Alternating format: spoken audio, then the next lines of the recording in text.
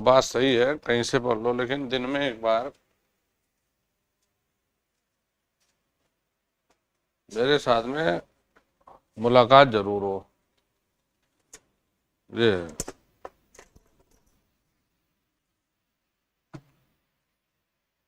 इससे बच्चा थोड़ा बहुत नर्वस होता है, थोड़ी डिमोटिवेट होता है। क्यों टीचर टीचर कोई भी हो, बच्चे का विश्वास बढ़ता है टीचर से बात करके, वो जरूरी है। देखो हम चाहे कितने भी प्रयास कर ले, कितना भी कोशिश कर ले,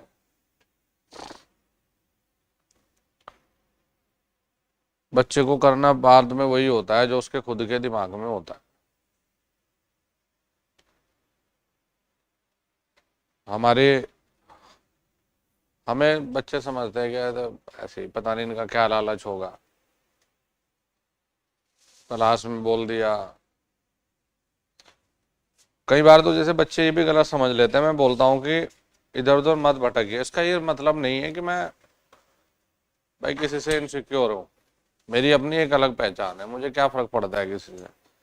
मेरा कहने का तात्पर्य सिर्फ ये होता है कि स्वयं में समय दीजिए, सेल्फ स्टडी को समय दीजिए, हवा में मत उड़िए। क्योंकि जब तक बच्चे ने दूसरे ने सवाल कराया कर लिया, कुछ बच्चे में तो मैं ऐसे बता सकता हूँ कि जो सुबह से शाम आप जो चैनल खोलोगे ना उसमें मिलेंगे। स्टाम्प ले आओ, अगर हम कहीं गलत है तो हम पढ़ाना छोड़ देंगे अगर नौकरी मिल जाए। कुछ ऐसे छुपे रुस्तम है जिन्होंने अपने बेचारे को, मैं ये नहीं कह रहा हमें ही पकड़ो, मैं ये कह रहा टूटे फूटे किसी को भी पकड़ लो, लेकिन एक को बस पकड़ लो। मतलब ये नहीं है, चालू है।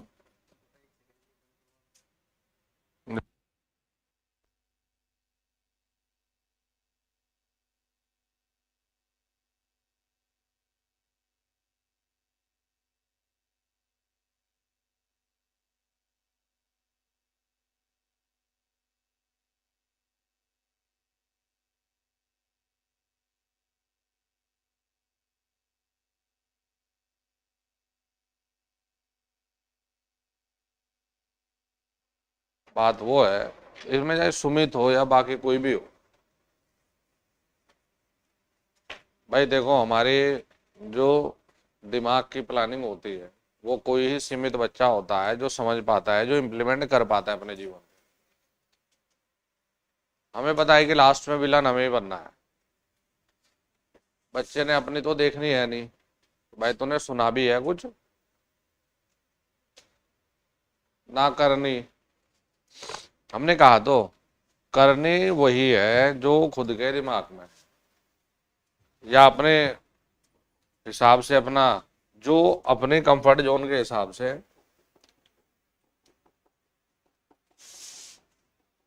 बस करना वही है।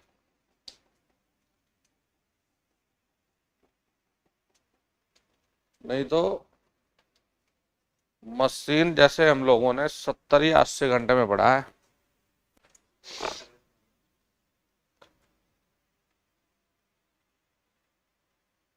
डेली के 2 घंटे बैठ के शांति से नोट्स खोल के पढ़ना शुरू कर दें, 50-55 नंबर सेट है, 30-40 से कम तो आते ही नहीं, इतने चैप्टर है वो।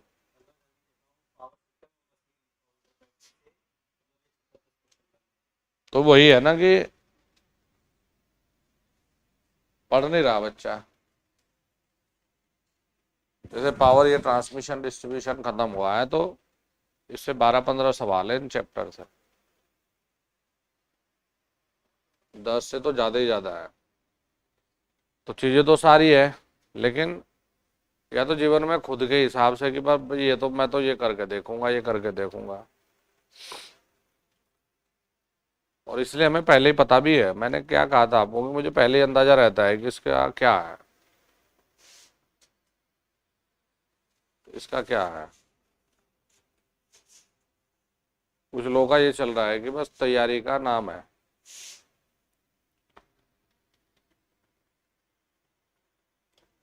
पूरा दिन भर तो बेचारे बैठे, पूरा दिन भर अपने आप को समय ही नहीं दे रहे रिवाइज करने का, सेल्फ स्टडी नहीं कर रहे। सेल्फ स्टडी करना कंपटीशन पास करने की जड़ है।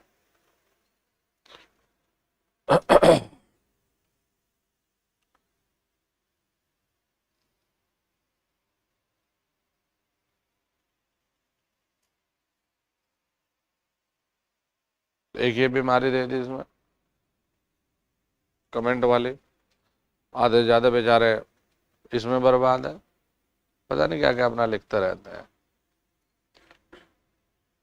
अपनी प्लानिंग को खुद के द्वारा ही बनाई जा रही हो, खुद ही अपना लगाव कर रहे हैं। बल्कि इसमें मुझे वो बच्चा सही लगा और पढ़ भी रहा। जैसे वो बाल मुकुंद रात को 10 साढ़े 10 बजे आया कि सर मैंने ये प्लानिंग बनाई है, कैसी है? तो बढ़िया बना रखी इसने। मैं बोला देख बढ़िया है, लेकिन इसको इम्प्लीमेंट कर ले, कुछ परिवर्तन करने होंगे तो मैं बता दूंगा। उसमें उसका सेल्फ स्टडी का समय है, इसका उसमें सिर्फ एक क्लास है जो उसने लगा रखी है कि मुझे सर की एक क्लास देखने, जो हम शाम को ऑब्जेक्टिव कर रहे हैं, या उसने 1 घंटा दे रखा है कि जो भी सर क्लास में पढ़ा रहे हैं अभी उसे रिवाइज करना है। नहीं तो उसमें कंप्यूटर भी है, मशीन भी है, बढ़िया है। सेल्फ स्टडी बहुत जरूरी है, नहीं तो पेपर में जाके जो हम लोगों ने कराई वो, मैं तो और ये प्रयास कर रहा हूँ कि अगर ये घर पे नहीं भी देख पाए ना इन चीज़ों को, जब मैं ऑब्जेक्टिव भी लगवा रहा हूँ तो मैं रटवा नहीं रहा हूँ। मैं प्रयास कर रहा हूँ कि इन्हें थोड़ा सा यही समझा के चलूँ ताकि बाद में इन्हें थोड़ा सा याद रह सके। तो एक प्रॉपर सेल्फ स्टडी का टाइम होना बहुत जरूरी है। यहाँ आए या कोई बच्चा ऑनलाइन देखे, सेल्फ स्टडी 2 घंटे हो 3 घंटे हो अपनी, जैसे मैंने कल बताया भी प्लानिंग में कि संडे को अपनी खुद की कमियों पे काम करने के दे दीजिए। ऑब्जेक्टिव से रियल नॉलेज जज नहीं हुई, ऑब्जेक्टिव से तो बच्चा एक हवा महल टाइप में तैर रहा है। बेटा लिख के देखो, एक दिन मैंने देखो लिख के दिखाया बच्चों को, लिखवाया इनसे, सब जमीन पे आ गए। जब लिख के देखने का एग्जैक्ट कॉपी नहीं करना, उससे संबंधित बिंदु है क्या क्या जरूरी वो लिख लो, देखो कैसे पास नहीं होते। तो महत्वपूर्ण है सेल्फ स्टडी का समय खुद को देना। जैसे 8 बजे यहाँ से छुट्टी हुई, 9 बजे छुट्टी हुई, तो 2 घंटे 3 घंटे 4 घंटे मेरी तो क्लास है, दिन में कितनी ले लूंगा क्लास में? 4 क्लास होगी मेरी, है जी। इन्हें हटा दो। 14 घंटे की हमने 14 घंटे की पढ़ने की प्लानिंग डिस्कस की थी, है जी। बाकी कितने बच गए? 4 हटा दो, 9 तो फिर भी बच रहे ना। तो 9 प्लान होना चाहिए सेल्फ स्टडी के हिसाब से। कंप्यूटर में गुरुजी ने जो चीज़ें बताई अपना लो, पीडीएफ में जो मिला उसे ले लो। मैं सजेस्ट नहीं करूँगा कंप्यूटर के नोट्स बनाने, देखो जितना डाटा हो सके उसे इकट्ठा कर लो बढ़िया से। प्रतिदिन 1.5 से 2 घंटे छाप लो कि हमें देना ही देना भाई। इसमें कोई भी किताब ले लो मार्केट से, भाई देखो अल्टीमेटली हमें 20 नंबर वहां भी तो लाने हैं, कंपलसरी है। तो हमें पता है कि मेरिट के साथ साथ हमें ये भी करना है। कुछ बच्चों का रियली में बताओ इतना स्मार्टली वर्क रहा लास्ट टाइम, जितने डॉक्यूमेंट वेरिफिकेशन के लिए गए, कि क्योंकि समय का क्या है, 50 सवाल करके क्या फायदा। मतलब कॉन्फिडेंस लेवल से मैं भी खुश था, मैंने कहा बढ़िया है कि सर हमने 28-30 सवाल लगाया और हमें पता था कि इनमें से हमारे डेफिनेटली 25 सही है, इसमें से हमारे 25 सही है, तो फिर ज़्यादा समय क्यों खराब करना था। कुछ बच्चे 50 के 50 लगा के आए, कितने रह गए? 17 रह गए। तो एक्यूरेसी पे काम करने की आवश्यकता है। जैसे अभी एक छोटा सा पेपर कराया बच्चों मैंने, तो इसमें जो सही सवाल वो 36-37, और 50 गलत। 50 गलत के नेगेटिव मार्किंग काटो। अब बताओ कितना बड़ा गुनाह कर दिया, उस पे काम करो। तो सेल्फ स्टडी का समय खुद को देना बहुत ही आवश्यक है। फुल लेंथ पेपर अभी मत लगाओ, अभी डिमोटिवेट हो जाओगे। फुल लेंथ पेपर पूरे को रिवाइज कर लो। जैसे मैं ये तब कहूंगा जैसे ही आपके 40 विषय पूरे होंगे, 40 सब्जेक्ट चैप्टर मैं बोल दूंगा, मतलब जनरेशन खत्म हुआ मैं बोल दूंगा अब लगा सकते हो। 10 सवाल को देखकर परेशान मत हो। जैसे हमने कल देखा होगा मेटल हैलाइड लैंप, है ना, मतलब कुछ ऐसे 10 सवाल ऐसे मिलेंगे तुम्हें पेपर में जिनके लिए तैयारी ना होती, जनरल नॉलेज का था, मतलब नॉर्मल सवाल आता होगा तो कर लेंगे, तो 10 सवाल के लिए प्लानिंग हो ही नहीं सकती, छोड़ दो 10 को। 140 के लिए प्लान हो सकता है, उन्हें सॉलिड करो, इतने तगड़े से पढ़ो और सवाल को पढ़ लो, सवाल को अच्छे से पढ़ो तब टिक करो। ट्रांसफॉर्मर से कितनी आसान चीजें हैं, जनरेटर से कितने आसान चीजें हैं कि साइलेंट पोल को कहाँ इस्तेमाल कर रहे हैं, कौन सी वाइंडिंग कहाँ पर है, आपको करा तो रहा हूँ पेपर। न्यूमेरिकल भी अगर आएंगे तो बहुत छोटे छोटे, जैसे 19 वाले को बच्चे कह रहे हैं बहुत टफ था जी। हाँ ठीक है भाई, तुम लोगों को लगा टफ, बढ़िया बात है, लेकिन न्यूमेरिकल तो देखना। वो शतमान बताओ ट्रांसफॉर्मर में ये आपका। अब बच्चे ने 4.44 रट रखा, वो ऑप्शन ए में है, धड़ाक से लगाया उसने। तो अपना सेल्फ स्टडी का समय बच्चे का खुद पे काम करने के लिए बहुत आवश्यक है कंपटीशन को पास करने के लिए। दिन में आपको समय मिलता है 3 से 4 घंटे, दिन में समय मिलता है, रात को समय मिलता है आपको, 3-4 घंटे दिन में दो, 2-3 घंटे रात को दो, बढ़िया है, क्या प्रॉब्लम है। जैसे कंप्यूटर का है, उसका टाइम तो जैसे पूरा पढ़ चुके पुरानी चीजों को, उनका रिवीजन का समय दो। फिर जो टॉपिक हम लोगों ने कर चुके उसके खुद से शॉर्ट नोट्स लिख के देखो। मतलब सेल्फ स्टडी होना बहुत जरूरी है। सिर्फ मेरा ये कहना बिल्कुल नहीं है कि तुम किसी अन्य को फॉलो मत करो, ऐसा नहीं है। जहां काम की चीज मिले समेट लो, लेकिन अब समय नहीं है भाई। सब टीचर ही तो है, कोई तुम्हें इलेक्ट्रिशियन की बजाय मैकेनिकल तो पढ़ा नहीं रहा, सब अध्यापक ही तो है। सब अपना अपना प्रयास कर रहे हैं कि बच्चे को सफलता मिल जाए, लेकिन सब अध्यापकों ने तो प्रयास किया सुबह से शाम तक। आप लोगों ने खुद में क्या किया बच्चों?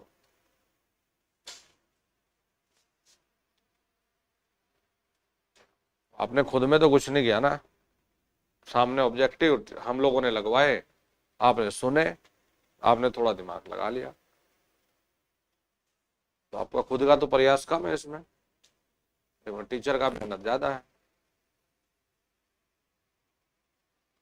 इसलिए सेल्फ स्टडी की आदत बनाओ जैसे, और समय की कीमत को समझिए।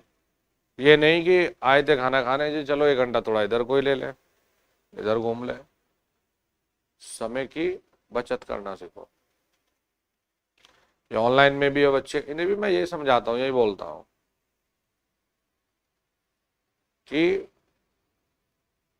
आप सुबह से शाम तक, भाई ये ऑनलाइन तो यहाँ ऑनलाइन। और ये नहीं है, कुछ बच्चे साइलेंट किलर होते हैं, ये कभी कमेंट नहीं करते, लेकिन जब रिजल्ट आता है खतरनाक, जी हम तो सेलेक्ट हो गए, उन्हें कोई मतलब नहीं है।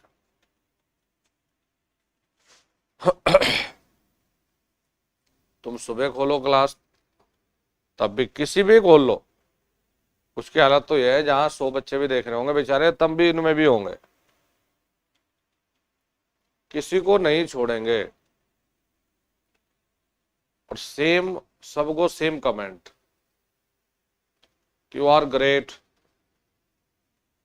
इसलिए मैं नहीं चक्कर में पड़ता। सबको आप ग्रेट हो, आप भगवान हो। तो मैं जब किसी की क्लास को फ्री होता हूँ, मैं देखता हूँ यही सेम कमेंट मुझे भी कर दे, सेम कमेंट बाकी को भी कर देते हैं। तो ये क्या है, बस बेचारे हवा महल में तैर रहे। जब फ्री रहते हो देखो, कोई दिक्कत नहीं है, जो मर्जी देखो, लेकिन सेल्फ स्टडी का समय अवश्य रखो। किताब, जो भी ऑब्जेक्टिव की किताब से जब शुरुआत करें, शायद कल में या मंडे में किताब भी आ जाएगी, बोल तो रहे थे सैटरडे को ही, लेकिन आ भी गए सैटरडे को, तब भी 1-2 दिन बाद मिलेंगे, क्यों वहां के पहले प्रॉपर गिनती होती है, चेकिंग वेकिंग होती है, कोई पेज मिसिंग तो नहीं है। भागम भाग नहीं करना। शुरुआत के चैप्टर है, हमने ऑनलाइन कर लिया, 1 बजे भी मैंने कराया ऑब्जेक्टिव, क्योंकि जैसे 60 चैप्टर है उस हिसाब से मैं ऑब्जेक्टिव भी लगवा दूंगा। उस किताब से टॉपिक वाइज सब कुछ खत्म कर लो और फिर चलना फुल लेंथ वालों का। उस पूरी किताब को सॉल्व करके 30 दिन में, next 30 days full length 50 paper पर, तब आएगा आत्मविश्वास, तब होता है एग्जाम पास। मैं रियली बता रहा हूं कि बेटा, मैंने बच्चों आपको 20,000 सवाल करा दिए, तब भी फायदा नहीं है। 20,000 तब भी फायदा नहीं है। क्यों? आप मजबूर नहीं हुए दिमाग चलाने के लिए। भाई आपको आता है नहीं आता है, 1 मिनट के बाद तो मैंने टिक लगाना ही है। लेकिन जब आप खुद से कर रहे होंगे ना तो मजबूर है, नहीं यार कुछ भी हो जाए ना, इसे मैं ढूंढूंगा, नहीं आ रहा है मैं नोट्स उठाऊंगा, मैं नोट्स पढ़ूंगा, लेकिन मैं ढूंढूंगा। जब आप इसे करने के लिए ढूंढेंगे, नोट्स को उठाएंगे, तो 10 चीज और पढ़ के आओगे। इसलिए हम लोग तो प्रयास करेंगे, लेकिन आपको खुद से समय रखना पड़ेगा पढ़ाई का आपके यहाँ, ये बहुत जरूरी है। इन क्लासेस के साथ बैलेंस करना है। ये नहीं होना चाहिए कि तो सुबह तो हमने गुरुजी क्लास कर ली, अब हम जाके पहले सोएंगे, फिर हम देखेंगे, फिर हम दोपहर क्लास कर लेंगे, फिर हम शाम की। तो भाई जो गैप है ना, वो कैसे यूज करना है। 8, 9, 10, कभी कभी आएगी मेरी 10 बजे क्लास, डेली तो आएगी नहीं, क्योंकि आजकल जो ये जेई वाले बच्चे हैं उनका गुरुजी रीजनिंग करवा रहे हैं, तो मैं वहाँ 2 आवर के लिए लगभग फ्री हूँ, तो उसमें मैं कुछ आपके फुल लेंथ के पेपर तलाश रहा हूँ, क्या दिया जा सकता है, पुराने वाले को मॉडिफाई करके नया सा, उस पर काम कर रहा हूँ आजकल। तो 8, 9, 10, 11, 12, 1 बजे तक, 3 और 2 5 हो गए। 1 बजे मैं 30 मिनट ही तो पढ़ा रहा हूँ यार, तो 30 मिनट तो बच्चा नॉर्मल ऐसे घूमने घामने में दे देता है। तो उस 30 मिनट की क्लास को अपने लंच टाइम में एडजस्ट करो ना, 1 घंटा जो लंच का है, फिर 2:30 बजे से शुरू करो, 2:30, 4:30, 2 घंटे ये हो गए, 5 घंटे का गैप ये था, 2 घंटे वो थे, 7 हो गए। फिर यहां से तुम 8 बजे फ्री होके गए, डिनर कर लो, कम से कम 2 घंटे तो फिर दो पढ़ाई को। तो फिर देखो कि कैसे रिजल्ट आता। और अब ये समय है कि जो कंटेंट है ना बेटा, उसको पढ़ो। अब आप 20 किताब अपने सामने रखोगे तो बर्बाद हो जाओगे, कुछ भी नहीं पढ़ पाओगे, कंफ्यूज हो जाओगे, अब क्या करूं ऐसी स्टेज में। नोट्स है उठाओ, पढ़ना शुरू, पॉइंट बनाओ उनके, 2 से 3 बड़े बड़े सूत्र के चार्ट तैयार करके जहां सो रहे हो उसके सामने चिपका दो। सुबह उठते ही 5 मिनट बैठ के, भाई V बराबर आई यार, ये था, इसमें ये था, जब सारे सूत्र यार, ऑब्जेक्टिव भी बढ़िया, ऑब्जेक्टिव सूत्र से ही तो बनते ज्यादातर। किसी ट्रांसमिशन लाइन में लंबाई को बढ़ाएंगे तो उस पर क्या प्रभाव पड़ेगा, तो सूत्र पता है तो कर लोगे। तो सूत्र से थ्योरी प्लस न्यूमेरिकल दोनों मजबूत।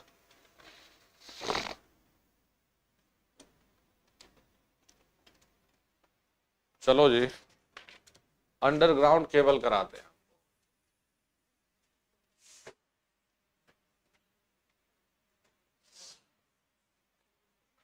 भूमिगत केबल।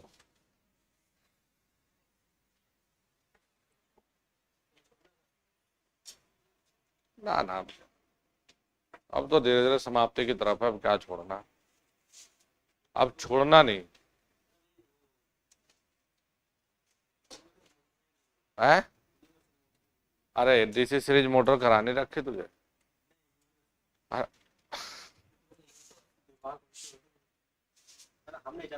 अरे तो हम लिखाएंगे तुझे, टेंशन क्यों ले रहा है? हम है तो क्या गम है, अब आ जाओ अंडरग्राउंड केबल पे। अरे फिर वही, इसमें इतना मुद्दा क्यों बना रहे हो, अंडरग्राउंड केबल सीखो। अरे नहीं, हंस नहीं रहे, वो तेरे से प्यार करते हैं सब लोग भाई। अंडरग्राउंड केबल सीखते हैं बेटा, भूमिगत केबल। हमें देखिए इसमें क्या क्या चीजें पढ़नी है, हमें सीखना है इसमें कंस्ट्रक्शन, तो यहां से सवाल आता है। इसमें कैपेसिटेंस का फॉर्मूला तो हमें लिखना है। डाइलेक्ट्रिक स्ट्रेस, जी मैक्सिमम जी मिनिमम कहां पर होता है ये हमें लिखना है। और टेस्टिंग, मरी और वर्ले, तो वर्ले तो नहीं आता खैर, क्योंकि अगर एक सीख लिया आपने तो दूसरा अपने आप कर लेंगे, लेकिन मरी लूप टेस्ट जरूरी है। तो मरी लूप टेस्ट का हम करते कैसे हैं, मतलब कुल मिला के ये आपके सिलेबस का एक महत्वपूर्ण हिस्सा होता है अंडरग्राउंड केबल। मैं तो ये कहूंगा परफॉर्मेंस ऑफ ट्रांसमिशन लाइन से जरूरी बेटा ये अंडरग्राउंड सिस्टम है। चलो जी जरा इसे सीखते हैं, बनाएं इसे।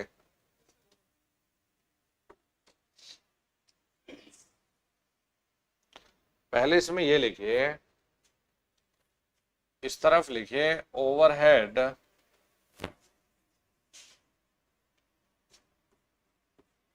Transmission line.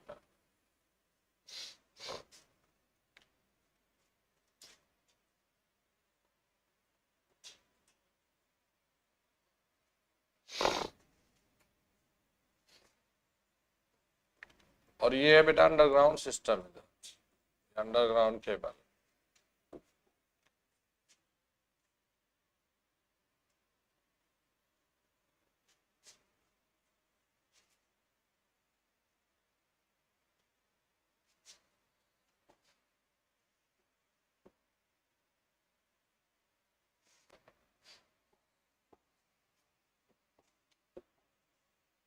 ये कुछ ऐसे बिंदु है बेटा, टेबल बना लो ये।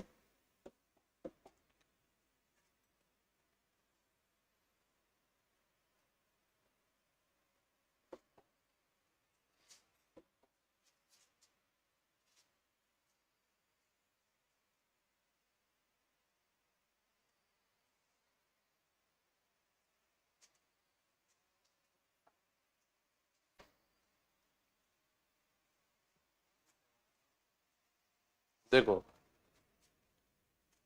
ओवरहेड और अंडरग्राउंड के मामले में हमें तुलना करनी है, कंपैरिजन करना। जैसे ओवरहेड ट्रांसमिशन लाइन की अगर हम बात करते हैं, तो जो कैपिटल कॉस्ट होता है वो, हाँ जी, कम होता है, अंडरग्राउंड में ये ज्यादा होता है। मतलब जब लाइन हम बनाते हैं उसकी बात कर रहे हैं, क्योंकि अंडरग्राउंड केबल की जो कंस्ट्रक्शन होती है वो बहुत ही स्पेशल कंस्ट्रक्शन होती है, फिर उसको बिछाना ये सब चीजें करने में थोड़ा महंगा है, थोड़ा नहीं काफी कॉस्ट में डिफरेंस है। तो हम लिखते हैं कि यह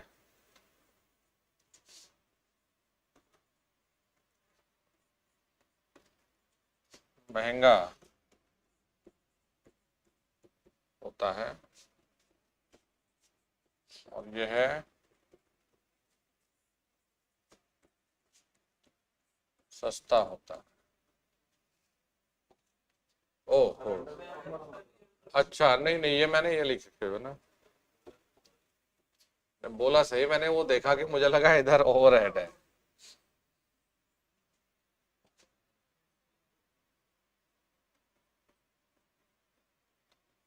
सस्ता होता है, यह महंगा होता है। चलो भाई, ये बताओ अगर हम फॉल्ट आने की बात करते हैं तो फॉल्ट आने का चांस किस में ज्यादा है? ओवरहेड में। तो हम कहते हैं इसमें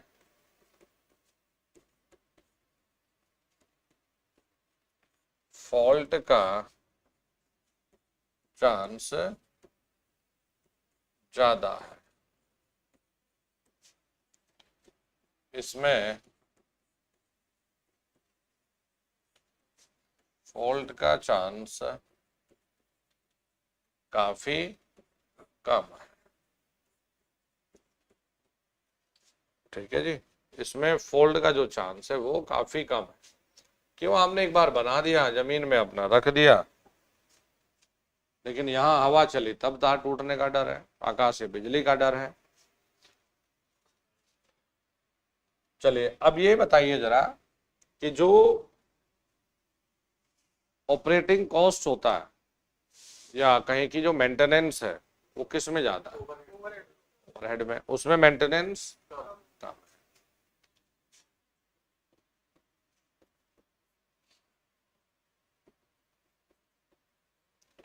इसमें मेंटेनेंस ज्यादा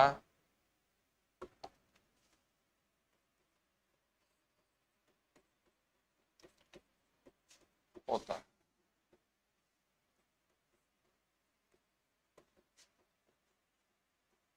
इसमें मेंटेनेंस कम होता है।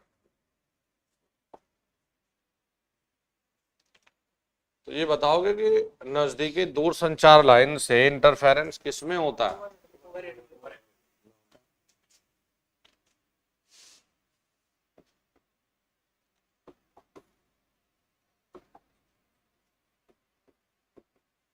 दूर संचार लाइन में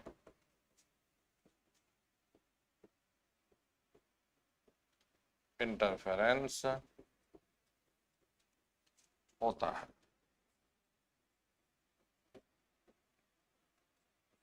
दूर संचार लाइन में इंटरफेरेंस नहीं होता, ऐसा लिखो।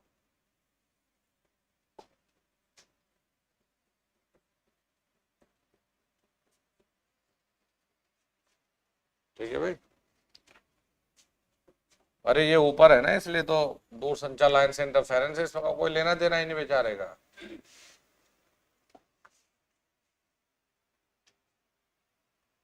ये बताइए, फॉल्ट को पकड़ना, पता करना भाई किसमें कहाँ फॉल्ट हुआ है, इसमें फॉल्ट को देखना आसान है।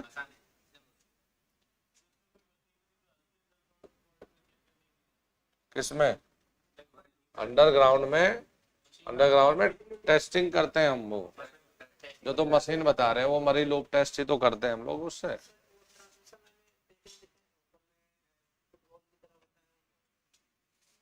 ऐसे क्या बताओ?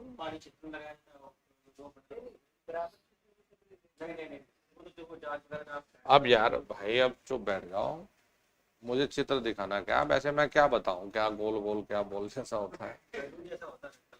अब बैठे रहो, अब पढ़ लो जरा। इसमें दोष को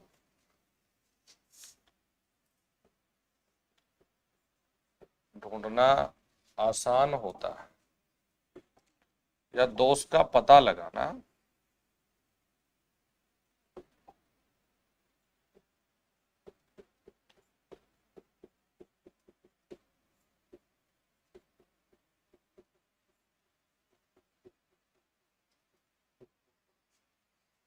इसमें दोष का पता लगाना मुश्किल है।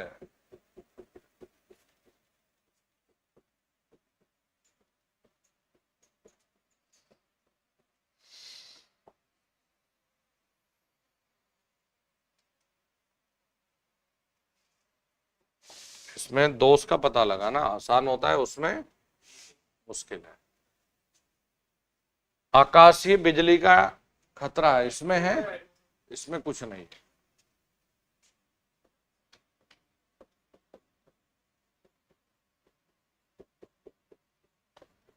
आकाशीय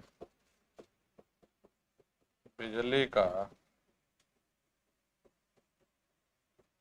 खतरा होता है। इसमें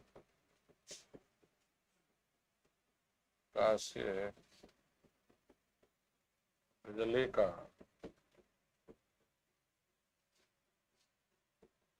खतरा नहीं।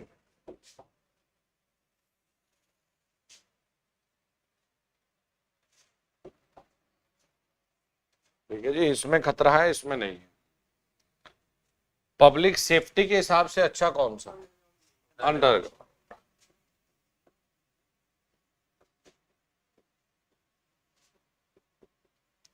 पब्लिक सेफ्टी के लिए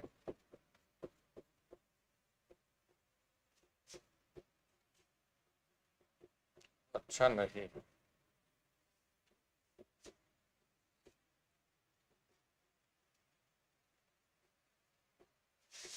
सेफ्टी के लिए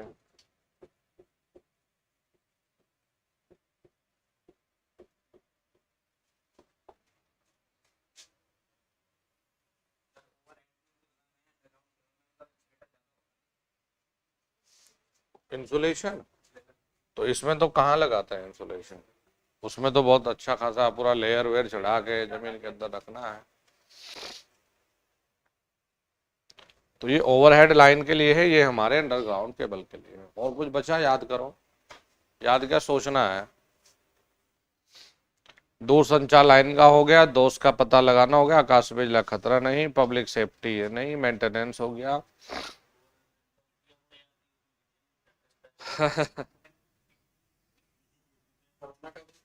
हाँ, इसमें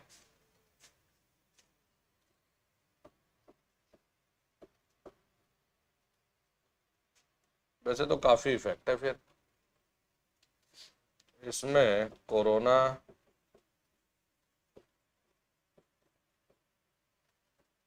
ज्यादा होता है और इसमें कम का ना के बराबर।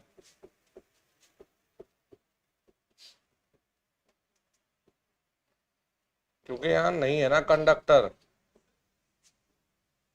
कंडक्टर नहीं है ना हवा या किसी के संपर्क में।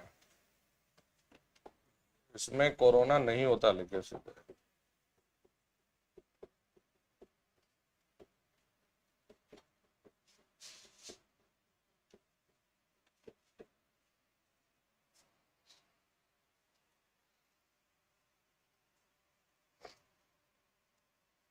लिख रहे टेबल हो गए?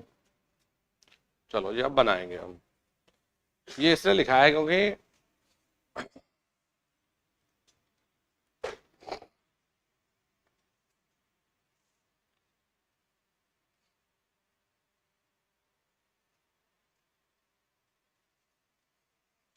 चलो इन भाइयों के, भाई और बहनों के भी सुन लो। अरे नहीं, हम तो क्या बात कर रहे हैं, तुम्हारे हम पढ़ाना छोड़ देंगे हम पढ़ाना छोड़ देंगे, तुम्हारे कमेंट जरूर पढ़ेंगे हम।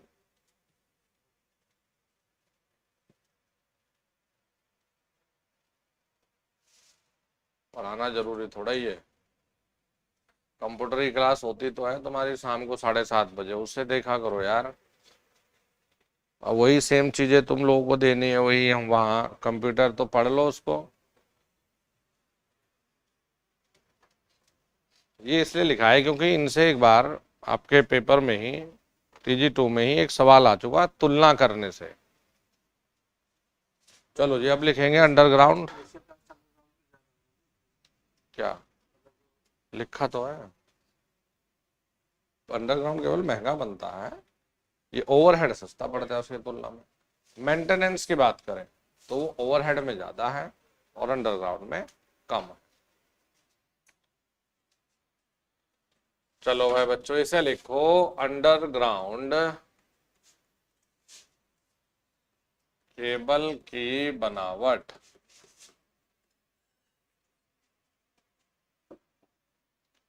अंडरग्राउंड केबल की बनावट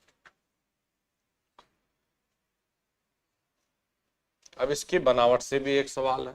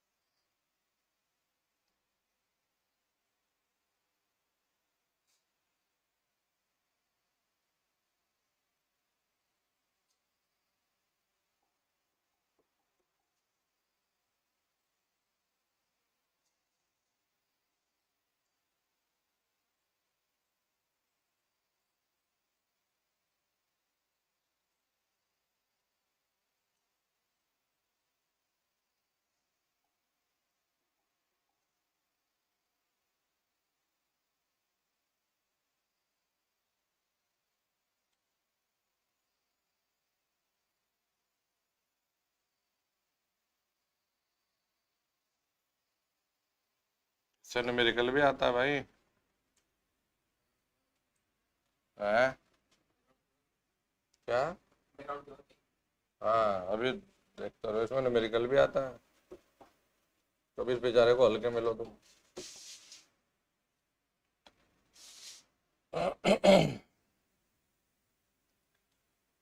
ये हो गया जी। और कंडक्टर।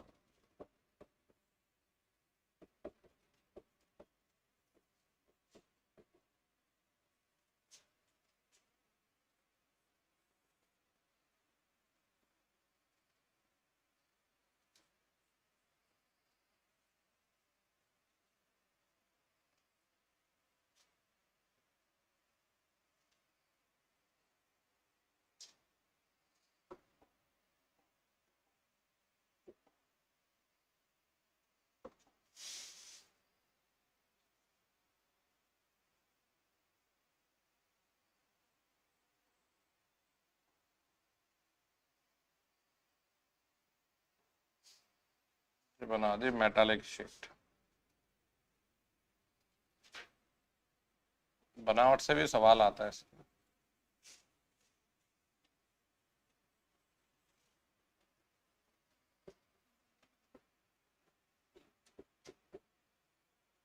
मेटालिक शीट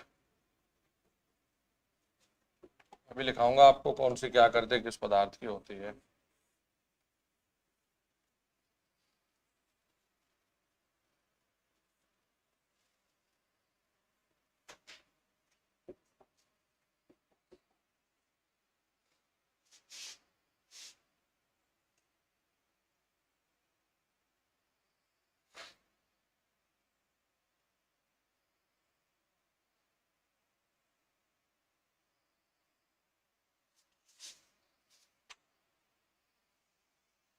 ये होते हैं बेटा यहाँ पैडिंग।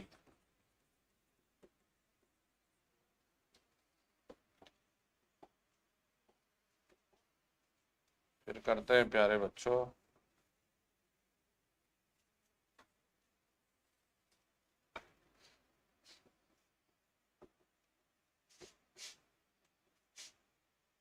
आर्मरिंग।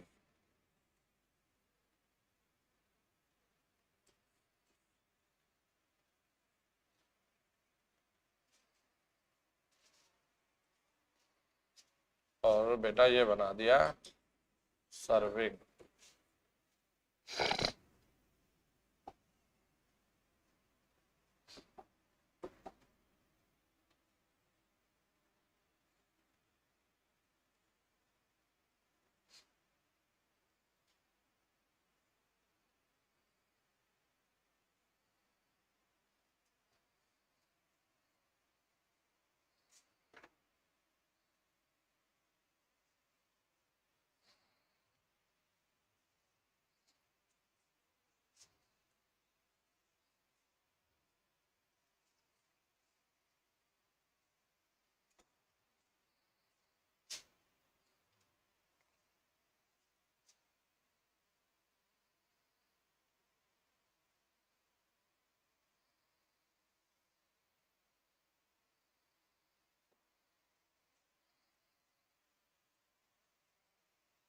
कोरिया कंडक्टर वही नॉर्मल जो हम एल्यूमिनियम,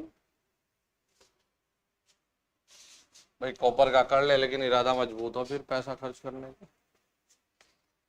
अब देखिए अलग अलग प्रकार के इंसुलेशन है वो भी लिखाता हूँ आपको। मेटालिक शीट होती है बेटा ये एल्यूमिनियम या लेड की बनी हुई बेटा। बेडिंग ये करते हैं हिसेन से या फिर जूट से। आर्मरिंग स्टील से या स्टील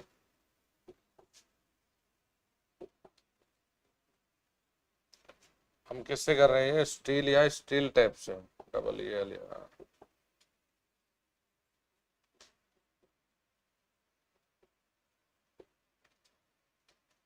और सर्विंग हम जो करते हैं या तो हिसेन से करिए, जूट से, और नॉर्मली आजकल पीवीसी। ठीक है भाई, तुमने कभी देखा नहीं गांव में सण बोलते हैं इसे, रस्सी बनाते हैं इससे, देखा ही नहीं तुम लोगों ने, किसी ने देखा, किसी ने? अब वो तो इंग्लिश में हिसेन जूट, रस्सी बनाते हैं, सण होता है यार, उसे काटते हैं फिर इसे पानी में डालते हैं, इसके ऊपर की बेचारे की स्किन निकाल के, वो पतली लेयर निकाल के, छेद पीट के उसे, तब उसे रस्सी बनाते हैं। अब तो पहले तो बहुत चीजें होती थी, अब तो बहुत चीजें छूट गई समय के साथ है। हाँ सड़ाते हैं उसे, सही। तो वो इसेन है, इसी तरह का, इसी तर्ज पे जूट होता है, तो उसकी लेयर चढ़ाते हैं नॉर्मल। ये करते हैं हम बेडिंग में। ये बना जी अंडरग्राउंड केबल, बनाओ जल्दी।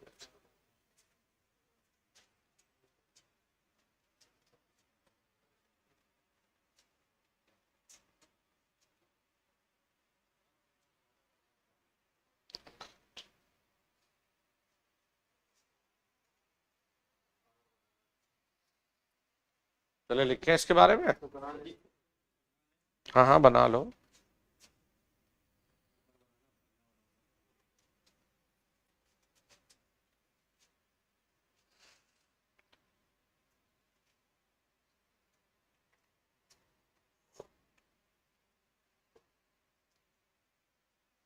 जितने ये वार्निश कोटेड होते हैं दोस्त, ये सब इनेमल इंसुलेटेड ही होते हैं।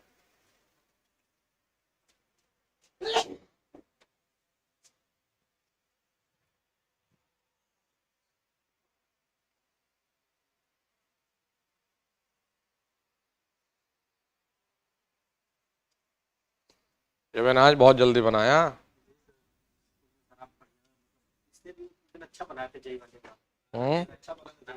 अच्छा मुद्दा बनाओगे सर?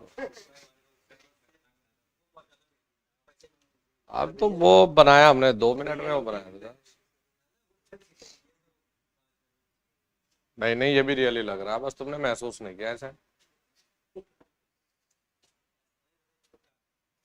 जब देखो इस दुनिया में हमारी लड़ाई खुद से है, ठीक है जी। अब देखो मैं दोनों चैनल पे अपने खूब मेहनत करता हूँ, ईएडी वाले पे भी, रमन सर क्लासेस पे भी, दोनों पे।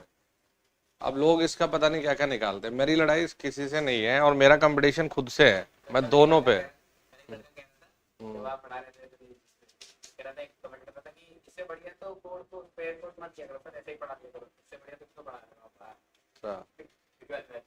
फिर भी कहाँ है, मेहनत तो लगी रही। कोई बात नहीं, बढ़ने दो। तो क्या हमारा भी तो कंपटीशन होगा ना। देखो तो मेरा, मैं ये सोच के मेहनत करता हूँ श्याम सुंदर जी की मुझे दोनों चैनल पे जबरदस्त मेहनत करनी है, और मुझे इस वाले से उस वाले चैनल को पीछे हटाना है। ठीक है जी, वो सोच के मैं पूरी दोनों पे, मैंने कहा दोनों प्लेयर, दोनों चैनल की ओर से प्लेयर हम ही है, किसी में लापरवाही नहीं। तो अपने आप ग्रोथ होगी कि नहीं होगी? तो खुद से कंपटीशन रखो। हाँ चले देखो, यहाँ पर इंपॉर्टेंट ये है, जल्दी बनाओ बेटा।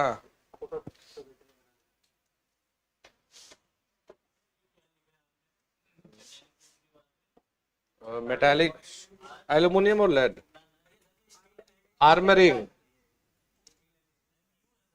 आर्मरिंग, ARMOURING बेटा, आर्मरिंग।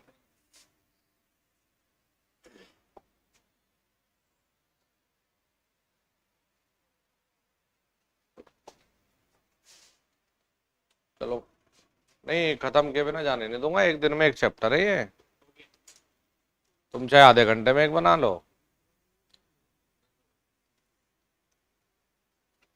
इसमें अभी मुझे जो एक थ्योरी का पार्ट भी है इसमें, तो पहले जो न्यूमेरिकल वाला है उसको निपटाओ। थ्योरी तो ये भी है। देखो भाई, इंसुलेशन का रोल क्या है, कोरिया कंडक्टर भी लिखाऊं क्या कि बिजली को एक जगह से दूसरी जगह लेकर जाता है? भाई ये तो जरूरी है। अरे नालायक, तार का मतलब क्या होता है नहीं पता? भाई ये तार तो तार है, जिसका काम है, सप्लाई सिस्टम में लिखा भी है हमने, इलेक्ट्रिसिटी को एक जगह से दूसरी जगह लेकर जाना। भाई कंडक्टर के द्वारा ही तो जाएगी, कंडक्टर में तो फ्लो करेगा। इंसुलेशन लिखिए। चलो यार, कोर या कंडक्टर, ही नहीं तो ये कहेगा गुरुजी ने मेरी बात नहीं मानी।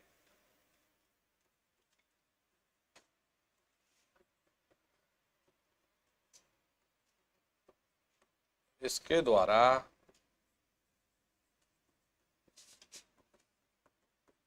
इलेक्ट्रिसिटी एक जगह से दूसरी जगह जाते हैं। इसे कॉपर या एल्युमिनियम का बना सकते हैं, लेकिन हाँ जी कॉपर, लेकिन महंगा होगा। तो इसे किसका बनाए? हाँ तो एल्युमिनियम, इसे कॉपर या एल्युमिनियम से बना सकते हैं, इसे कॉपर या एल्युमिनियम से बना सकते हैं, लेकिन ज्यादातर एल्युमिनियम से ही बनाते हैं। ठीक है भाई, किससे बनाएंगे? एल्युमिनियम से। अब आ जाओ इंसुलेशन।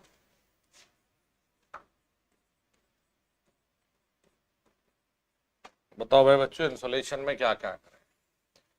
यह कंडक्टर से कंडक्टर के बीच व कंडक्टर से मेटालिक शीट के बीच में इंसुलेशन देता है।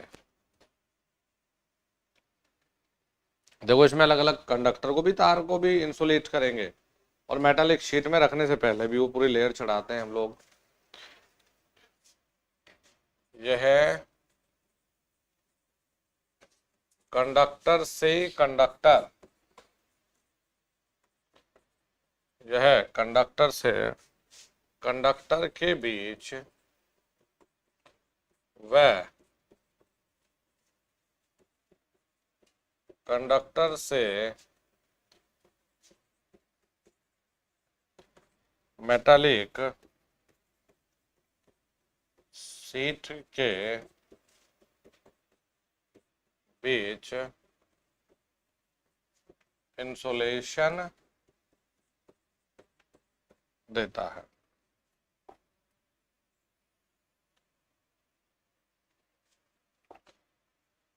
हो गया जी। अभी इसकी थ्योरी में लिखाऊंगा तो मैं कुछ टाइप्स है, जैसे पेपर वाला है, तो पहले इन सबको लिख लो, है ना। नेक्स्ट क्या है जी? Metallic sheet. ये बहुत खास हो गई भाई।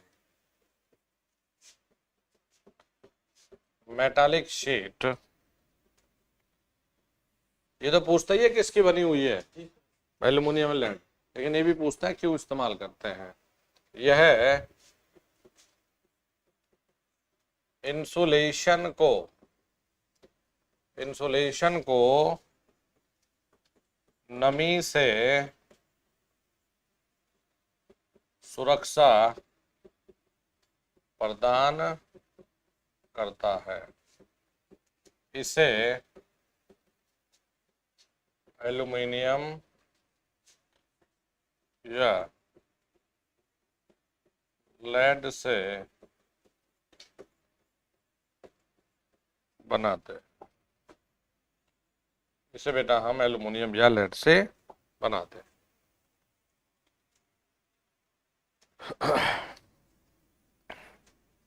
चलो भाई बच्चों नेक्स्ट आ जाओ, बेडिंग।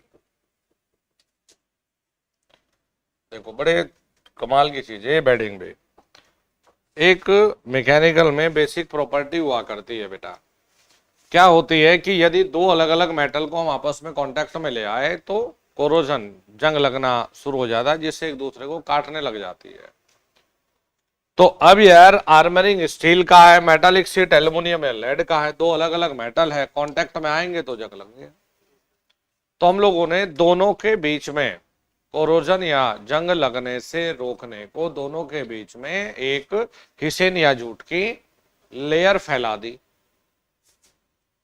भाई ये दो बॉडी आपस में टच में ना आए, तो मैंने इसके ऊपर एक लेयर चढ़ा दी। अब मैंने आर्मरिंग करी, तो अब दोनों जो मेटल है ये आपस में कांटेक्ट में नहीं आएंगे। ठीक है जी। तो हम लोग कहते हैं कि यह आर्मरिंग व मेटालिक शीट के बीच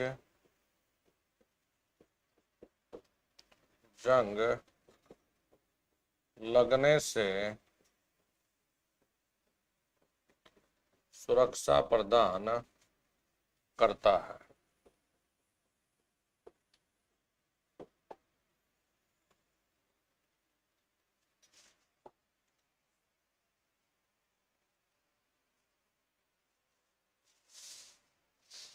देख लिया? जल्दी जल्दी से एक बार नजर डालो, पढ़ लो।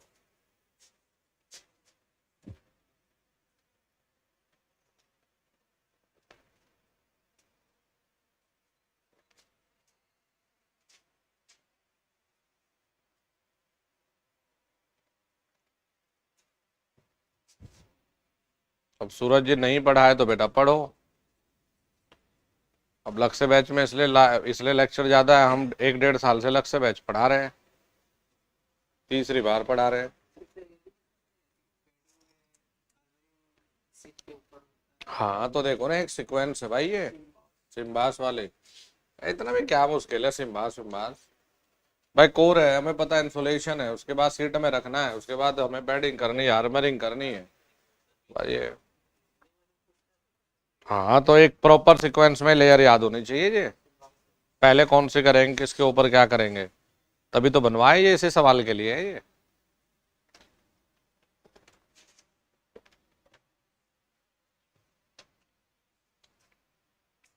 बच्चे ये याद भी करते हैं ऐसे, मुझे कभी जरूरत पड़ी नहीं से ऐसे याद रखने की।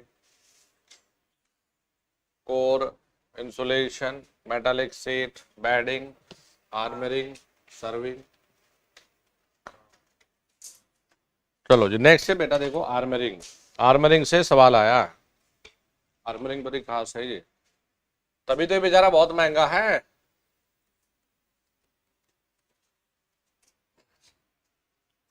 मतलब देखो ना केबल, अब ये कहा क्या था जो बाहर टंग रहे तार, तार लाए और खींच दिए अपना, इसको स्पेशल बनाना पड़ा।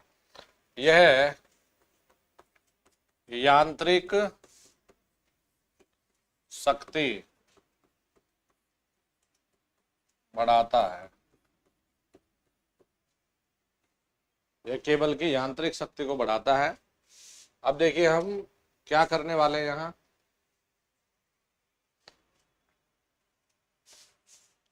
इसे इसे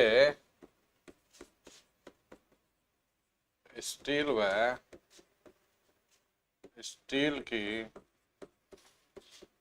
टेप से करते, हम स्टील के तार को वैसे लपेट देते हैं स्टील के टेप को, जिससे कि मैकेनिकल स्ट्रेंथ बढ़ जाती है। अनेक सारे काम किए हमने इसमें।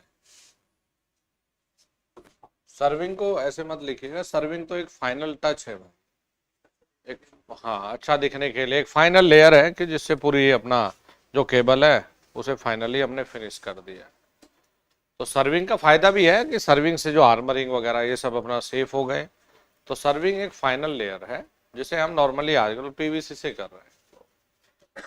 मतलब तुम्हें लगा ना कि हमने केबल के जो पीवीसी थी ऊपर निकाल के केबल खराब हो गया, तुमने कुछ नहीं बिगाड़ा केबल का। तार तक पहुंचने के लिए तुम्हें बहुत प्रयास करना पड़ेगा। मतलब तुम्हें तार दे भी दिया और ये टास्क दे दिया होगा कि भाई इसमें कंडक्टर को निकालो, तो तुम्हारी वाट लग जाएगी। अब देख लो कितनी चीजें हैं इसमें, हैं?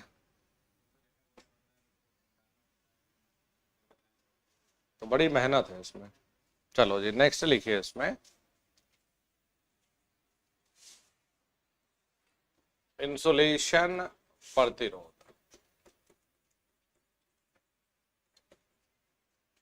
ये हमने छोड़ा नहीं, लेकिन ये बाद में लेंगे। जो याद रखने की चीजें जैसे क्लासिफिकेशन ऑफ अंडरग्राउंड केबल, जो हम लोग low tension, high tension, super tension, extra high tension ये बनाते हैं ना, तो लिखेंगे। जैसे हम लोग 3 फेज में लिखते हैं बेल्टेड, स्क्रीन्ड और प्रेशर।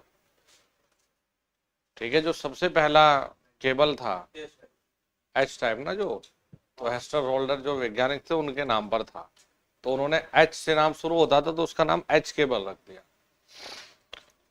यहां से लास्ट टाइम मैं सवाल करा रहा था ना पेपर में, तो ये मिला था। इंसुलेशन प्रतिरोध, देखो ये कंडक्टर का प्रतिरोध नहीं है, ये इंसुलेशन का है बेटा। ये मेटालिक शीट है, मेटालिक शीट के अंदर में ये कंडक्टर रख दिया बेटा। अब कंडक्टर के ऊपर तुम इंसुलेशन ही तो करोगे भाई, डायरेक्ट तो रखेंगे नहीं इसे। ये भाई सुमित जी क्या डायरेक्ट रखें? तो ये जो इंसुलेशन हमने किया, ये इंसुलेशन जो हमने किया है इस कंडक्टर के ऊपर, हमें इसका प्रतिरोध देखना है, हमें तार का प्रतिरोध नहीं देखना। तार का प्रतिरोध तो वही R बराबर रो एल अपॉन है। तो हमने बेटा ये देखा कि कंडक्टर, चलो लिख दो, ये है इसमें कंडक्टर या चालक, और ये है बेटा इसमें मेटालिक शीट। ये है स्मॉल d/2 और ये है कैपिटल D/2। ठीक है बच्चों, और जो L है ये है लंबाई।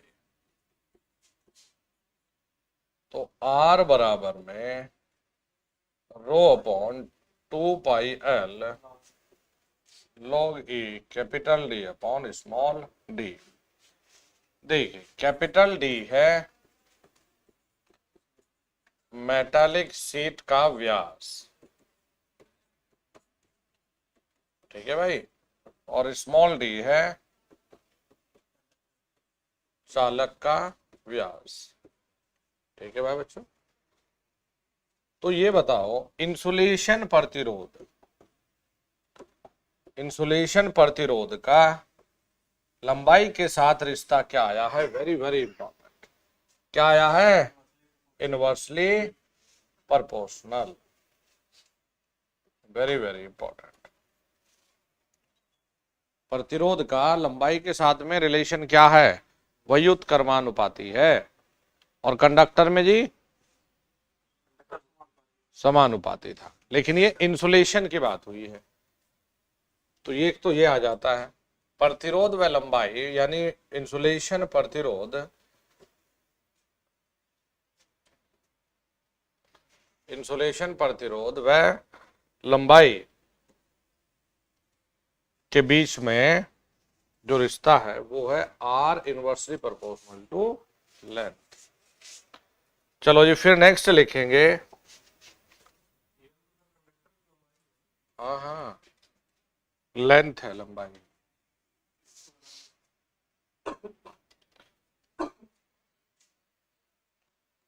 एकल कोर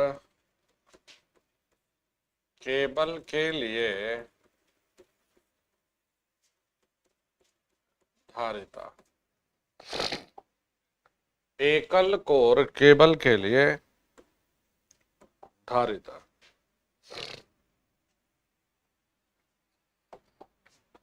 यानी कि capacitance of single core cable.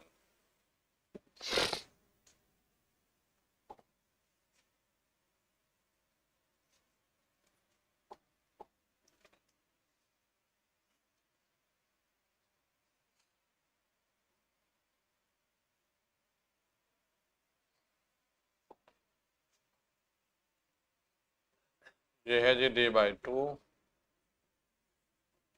और ये ले लिया भाई कंडक्टर और मेटालिक शीट।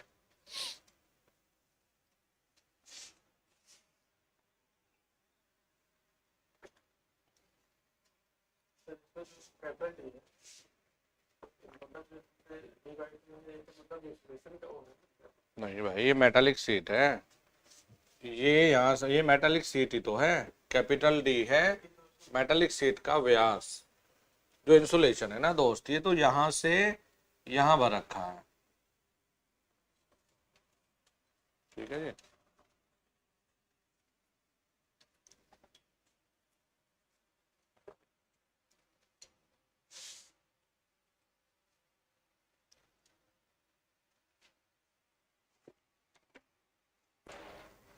भाई बहुत खास है ये सूत्र, इसे मत भूल जाना।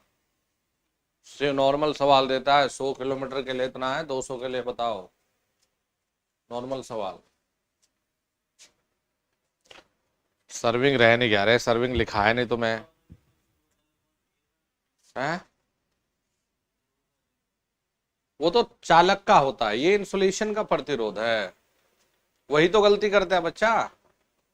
उसमें लंबाई के क्या है, चालक के प्रतिरोध का रिश्ता क्या है, R प्रोपोर्शनल टू L, और इसमें क्या है, इसमें ये किसका है, लंबाई। अरे यार इंसुलेशन शब्द तो इस्तेमाल करेगा।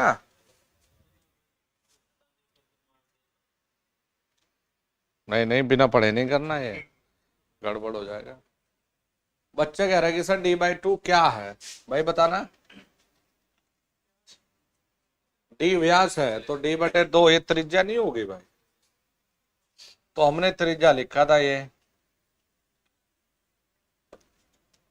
तो ये सॉल्यूशन करके तब हमें ये मिलता है। चलो जी यहाँ आ जाओ, एकल कोर केबल के लिए धारिता, फिर से यही D क्या है, मेटालिक शीट का व्यास, स्मॉल d क्या है, हम पूरे में वही लेके चलेंगे, स्मॉल d क्या है, चालक का व्यास। अगर 2 से हम डिवाइड कर दे तो हमें रेडियस मिल जाती है। देखिए बेटा यहां पर अगर हम देखें तो एक बात बताओ, तो मैंने ये लिखाया भी था, याद करो जब हमने इलेक्ट्रिकल डिजाइन पढ़ा था। भाई बच्चों हमने ये कंडक्टर लिया और कंडक्टर के ऊपर मेटालिक शीट, हमने ये परिभाषा नहीं सीखी कि जब दो मेटल किसी इंसुलेटर से अलग होते हैं तो वो कैपेसिटर बनता है जी। तो ये यहाँ पर हमने एप्सिलॉन R रख लिया जी, परमिटिविटी। अब तो नए शब्द नहीं है भाई ये।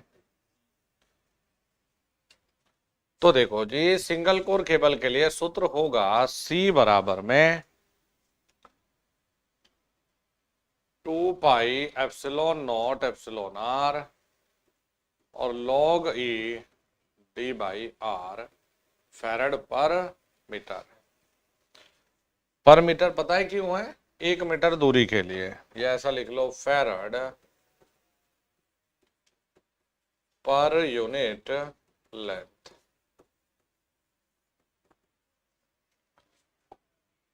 अरे भाई याद रहेगा, भूल भाल जाओगे। ये मैं दूसरी बार लिखा रहा हूँ आज, तुम्हें 1-2 दिन पहले भी लिखाया था ये।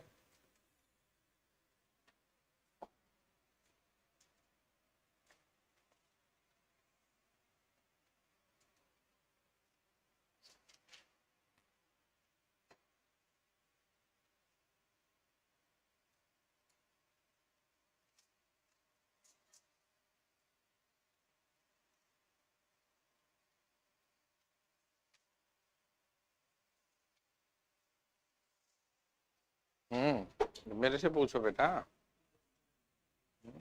क्या है? दो अलग, दो कंडक्टर इंसुलेशन द्वारा अलग होता है तो कैपेसिटर, हाँ बिल्कुल सही है।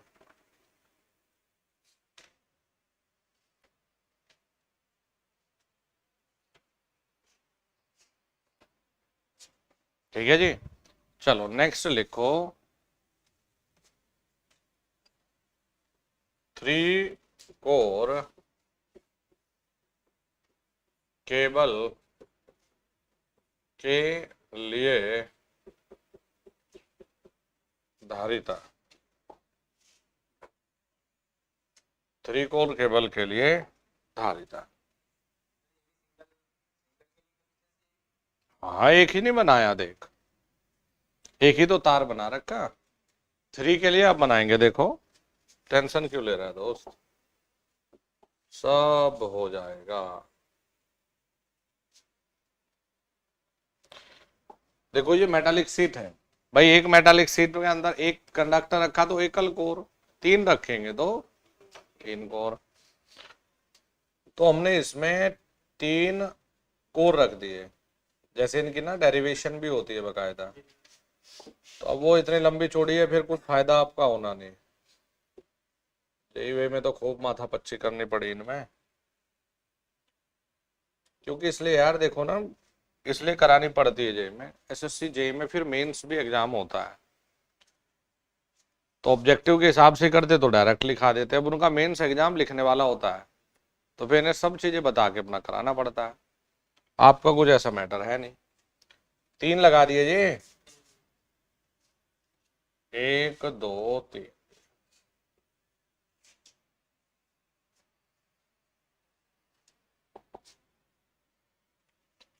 इसे करेक्ट करिए, तुमने ध्यान नहीं दिया। Capital D upon small D.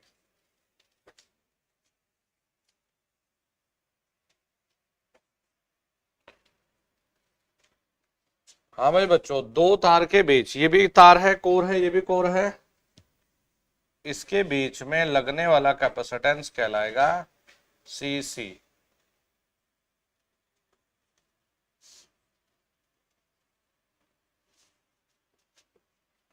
देखो हमने डिनोट कर लिया, सीसी का मतलब है 2 कोर के बीच धारिता। ठीक है भाई।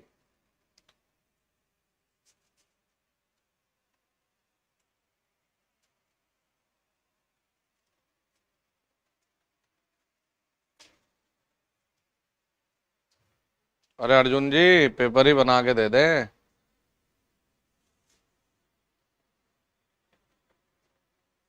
अब कह रहे हैं इस पे कैसे सवाल बनते, बताओ भाई। ये आएगा सीधा सूत्र। अब ये कि तुम्हें कहा कि क्या है व्युत कर्मानुपाती, तो कहेगा लंबाई बढ़ा दी, प्रतिरोध पे क्या प्रभाव पड़ेगा, घट जाएगा, क्यों व्युत कर्मानुपाती।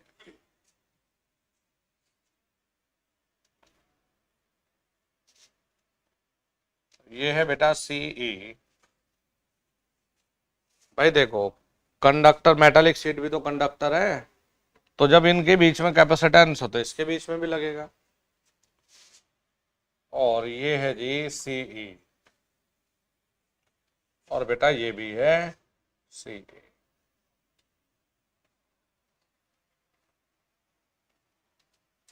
देखिए भाई बच्चों, सीई का मतलब है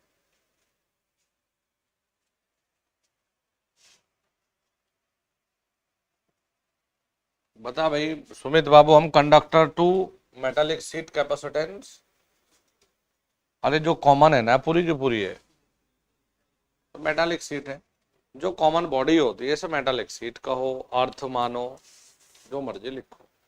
तो हम लोग कहते हैं सी का मतलब है कोर व मेटालिक शीट या फिर अर्थ के बीच धारिता।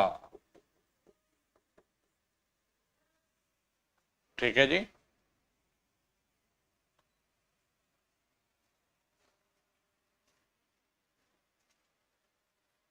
ऑब्जेक्टिव कराऊंगा इन पे।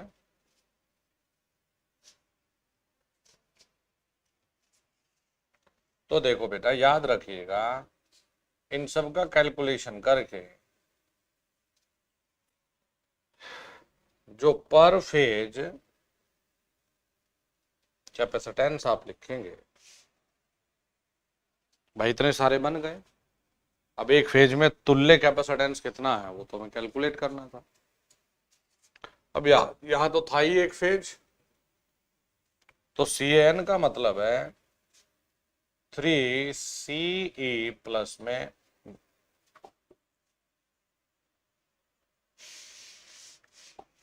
CE प्लस में 3 CC। ये है जी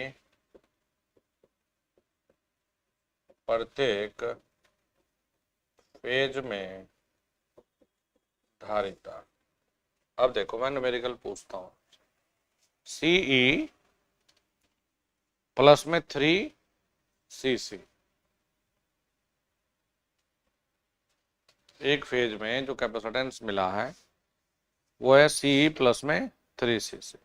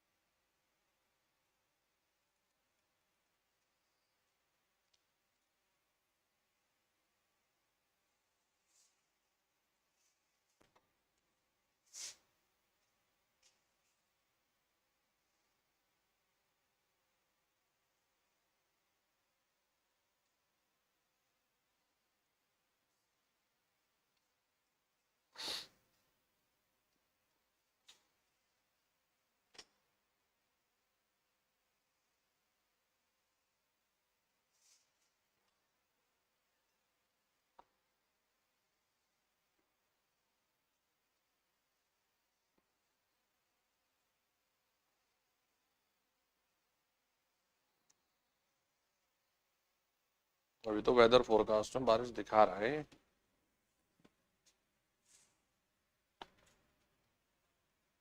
करे एक सवाल देखना, एक 3 कोर केबल में कोर टू कोर कंडक्टर से कंडक्टर के बीच धारिता 3 माइक्रोफैरड है तथा कोर से अर्थ, अर्थ मतलब हमने क्या कंसिडर कर रखा, मेटालिक, शाबाश, के बीच धारिता 2 माइक्रोफैरड है। तो प्रत्येक फेज में तुल्य धारिता ज्ञात कीजिए।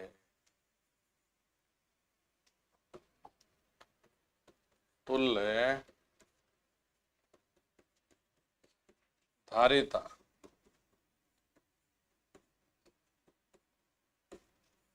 ज्ञात कीजिए। बताओ भाई बच्चों, शाबाश। तो हमने जो लिखा है ना बस उसको लगाना है और कोई टेंशन नहीं भाई। हमने कहा जी, हमने अभी किसी का है CN बराबर CE प्लस में 3 CC। CE का मान बोलो, कोर से अर्थ के बीच 2 है, ओके 2, 3 × CC कोर से कोर के बीच 3, कितना 11 माइक्रोफैरड। भाई इतना तगड़ा न्यूमेरिकल आएगा तुम्हारे पास।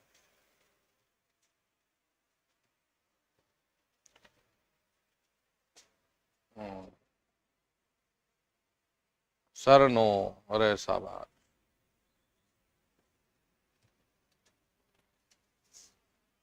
ये नो कैसे, सी ही छोड़ ही दिया बेचारा है।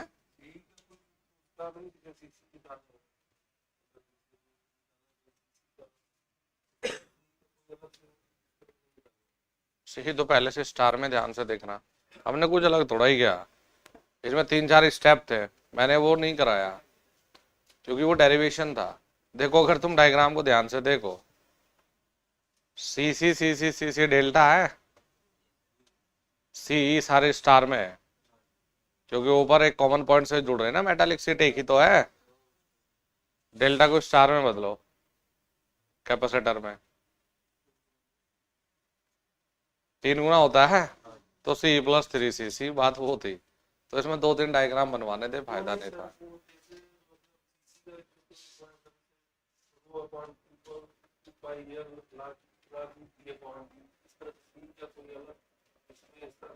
नहीं नहीं, ये तो दोनों के लिए ही था, ये तो सबके लिए था।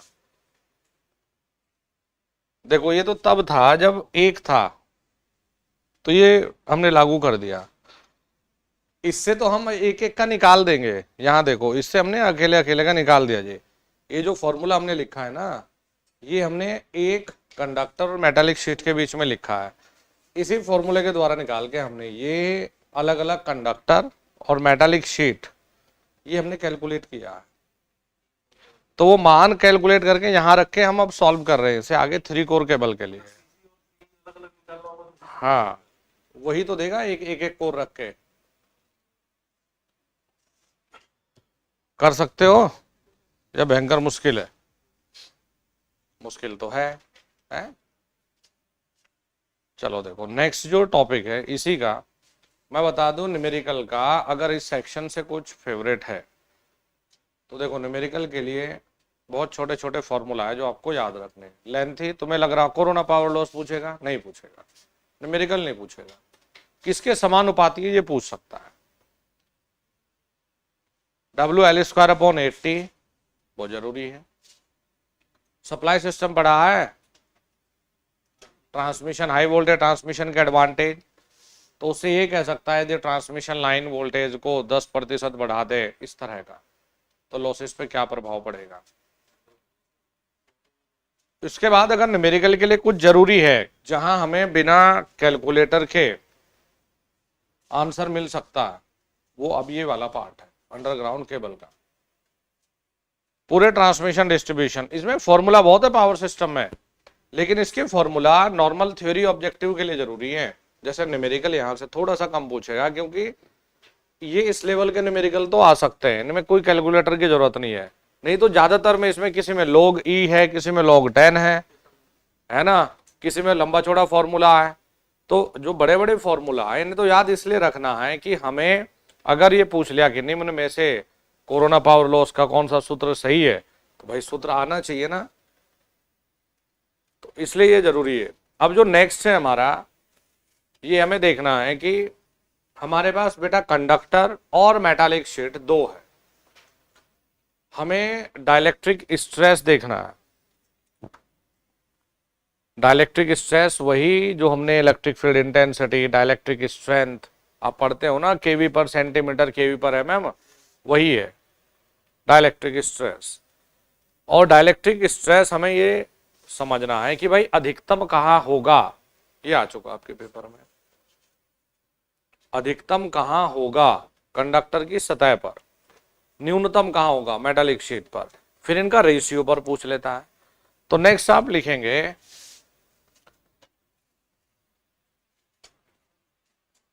डाइलेक्ट्रिक स्ट्रेस,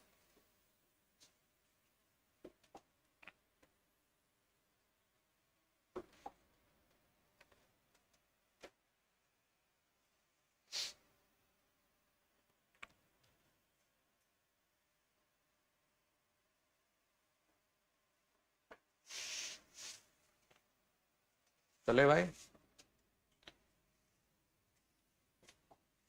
तो भाई हिमांशु, अरे कल तो मैच देखने ना गया, तो मैच देखने गया था, चला जाता।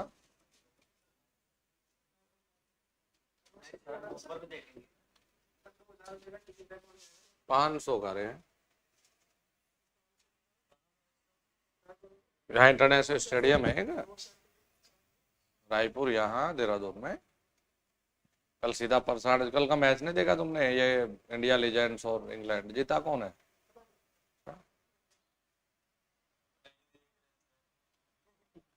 ए भाई, ये किसी किताब में नहीं लिखा कि अगर 2-3 घंटे एक दिन कहीं घूमने चले जाए तो सिलेक्शन नहीं होगा। ये किसी थ्योरी किताब में नहीं है। ऐसी लाइफ को मत बनाओ। जब आपने कहा जी मैं लगातार पढ़ ही रहा हूँ जी, आज आधा घंटा 1 घंटा ज़्यादा सो गया, तो भाई ये थोड़ा है कि भाई आज तो सो गया, भाई गुनाह कर दिया। अब ठीक है, नींद आ गई तो आ गया, बाकी और देख लो, पढ़ लो। तो जो चीज़ है ही नहीं कंपटीशन में, बेचारे को कंपटीशन को तुमने विलन बना के रखा हुआ। देखो मैंने बड़ा क्लियरली क्या कहा कल, वीडियो नहीं देखी मैंने। एक वीडियो इसीलिए दिया बच्चों को ताकि समझाओ। मैंने क्या कहा यार, किसी को अगर खाने के बाद नींद आती है तो जबरदस्ती ना करो, 1 घंटा सो जाओ अगर आती है तो, कम से कम माइंड फ्रेश तो रहेगा। और किसी को आदत है कि खाते ही बैठ के पढ़ सकता है तो पढ़ लो।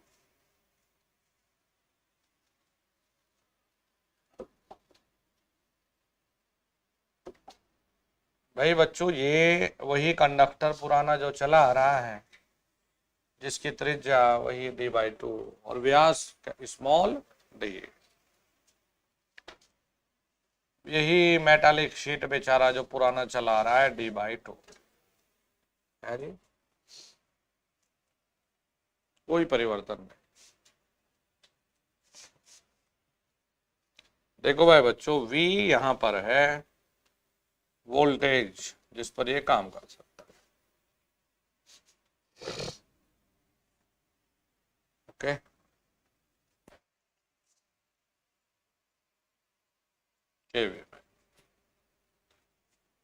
मूल बिंदु ओरिजिन यही तो है। ये है कंडक्टर और ये है मेटालिक शीट। देखो तुम्हें G का फॉर्मूला लिखाता हूं। G बराबर 2V small D log E capital D upon small d।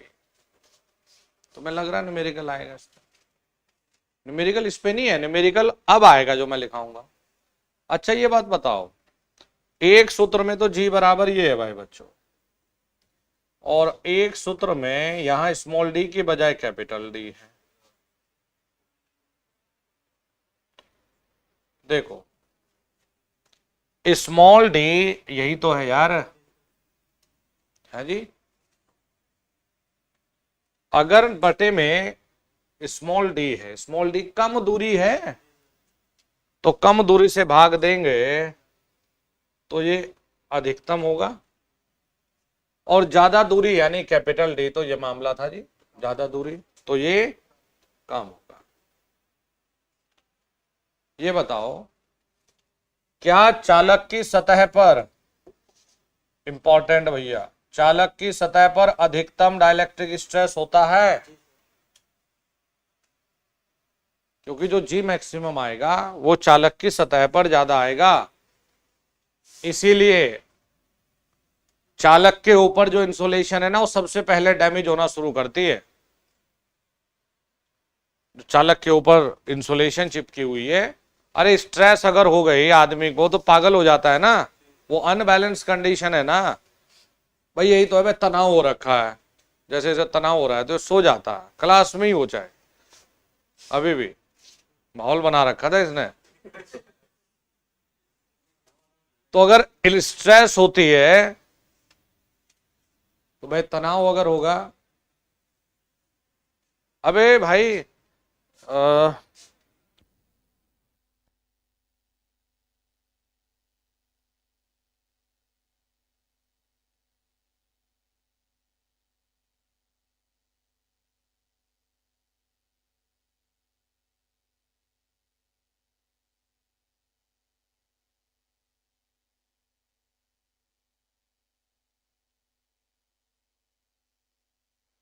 तो थोड़ा सा इन्हें देखो मैं। तो ऑब्जेक्टिव पूछ लिया आपसे, अंडरग्राउंड केबल में अधिकतम स्ट्रेस या डाइलेक्ट्रिक स्ट्रेस कहाँ होता है? सतह पर। और न्यूनतम? बस मेटालिक सीट पर। ठीक है जी। तो जी मैक्सिमम, अब देखो इन्हें थोड़ा है ना तुम अलग अलग को रटोगे। जी मैक्सिमम बराबर 2v अपॉन स्मॉल डी करो। Log he capital D by D तो है ही यार। अरे इसमें डायामीटर कितना लिया आपने? स्मॉल डी, तो बटे में स्मॉल डी। इसमें कितना लिया था? कैपिटल, तो कैपिटल। तो देखो इंपॉर्टेंट ऑब्जेक्टिव सीधे सीधे चालक की सतह पर, चालक की सतह पर अधिकतम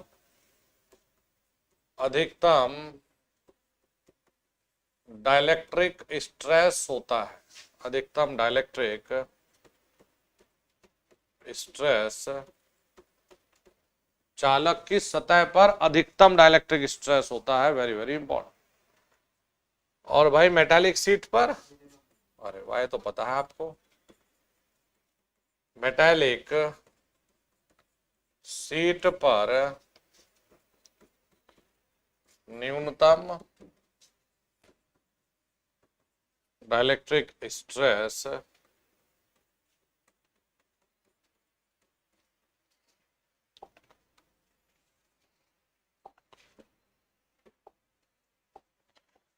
भाई पढ़ो, इतने को कर सकते हो भाई। फॉर्मूला नहीं भी यार याद रखोगे चलो छोड़ो, लेकिन ये तो याद रखना पड़ेगा, अधिकतम कहाँ न्यूनतम कहाँ। ये तो थ्योरी वाला ऑब्जेक्टिव है। अभी तो तुम्हें ये भी पढ़ाने पड़ेंगे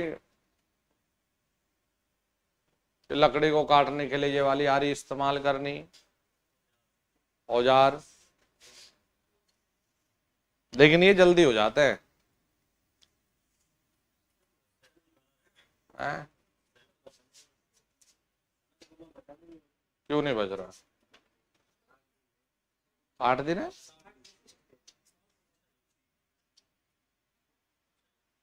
तो 8 दिन में तो दुनिया पता नहीं कहाँ से कहाँ पहुंच जाए। टूल्स ही तो है, टूल्स तो एक दिन का रहता है ना, तुम्हें फोटो ही तो दिखाने हैं बस, इनके बारे में चाहिए।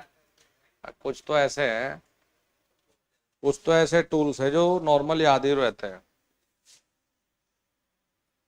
ठीक है जी। और सारे थोड़ा ही करने की, तो कुछ ऐसी चीजें हैं कि एक स्मार्ट वर्क करके गए, आ जाए तो लगा दो, नहीं तो ऐसा तो है नहीं कि 150 के 150 टूल्स के सवाल आएंगे।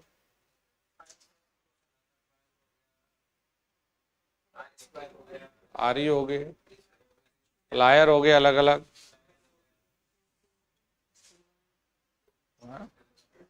हाँ नॉर्मल से सवाल है अपना।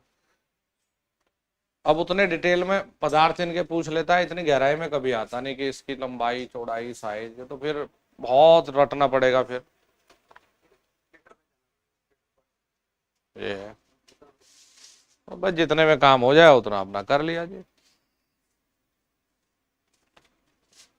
अब देखो हमें ये पता है कि 4 प्रकार के जो सिंबल है, साइन है, उनमें से एक सवाल फंसता है कि किसका बैकग्राउंड कैसा है। सूचनात्मक तो बहुत ही आता है, ये कैसा होता है? ये सही बोला, प्लस वाला ग्रीन व्हाइट पे अपना, बस बन गई बात है। कहाँ? अच्छा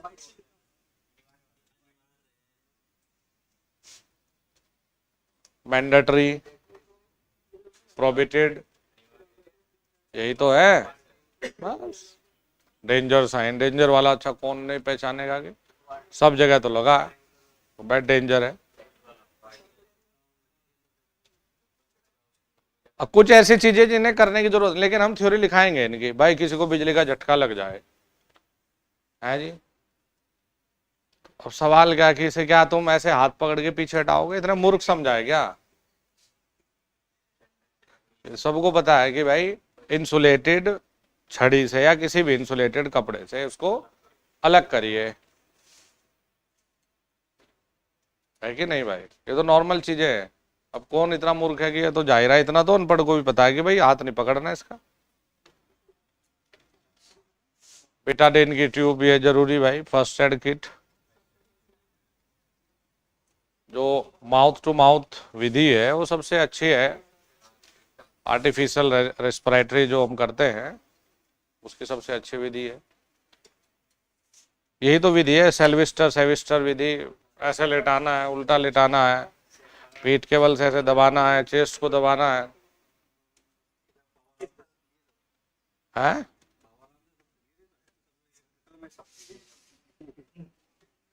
जी मैक्सिमम जी मिनिमम, अब न्यूमेरिकल बताएं, इस पे न्यूमेरिकल नहीं, लेकिन ये अच्छा इन्हें डिवाइड कर ले हम। ये समीकरण 1 है, ये समीकरण 2 है। कैपिटल डी बटे स्मॉल डी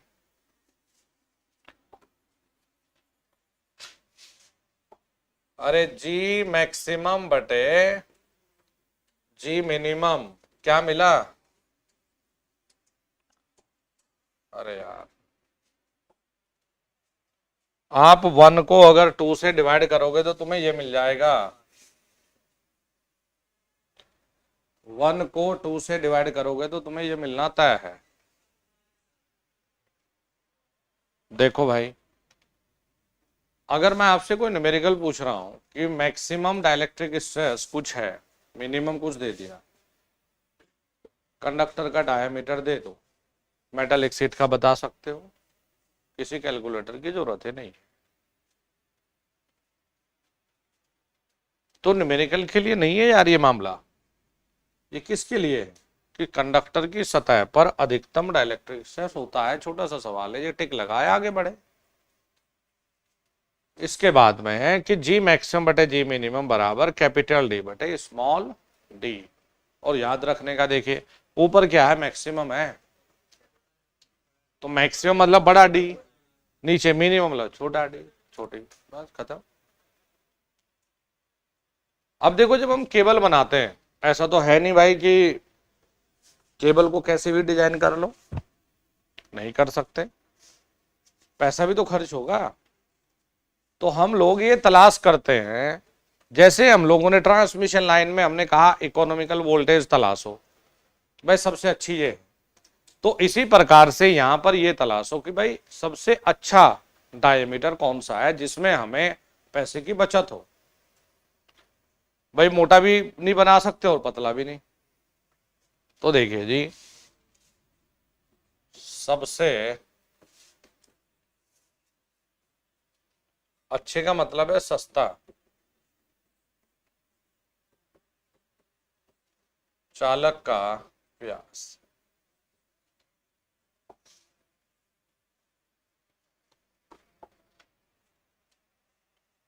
देखो इसके लिए जो शर्त है ना, कितनी कमाल की शर्त, लॉग ई कैपिटल डी बटे स्मॉल डी का मान 1 आना चाहिए। ये रख दिया जी। हाँ, ये मान अगर 1 आएगा तो भैया सबसे अच्छा व्यास निकाल सकते हो चालक का। खैर इसे लोग ही को इधर जाकर हल करते तो रिश्ता ये है, कैपिटल डी बटे स्मॉल डी 2.718।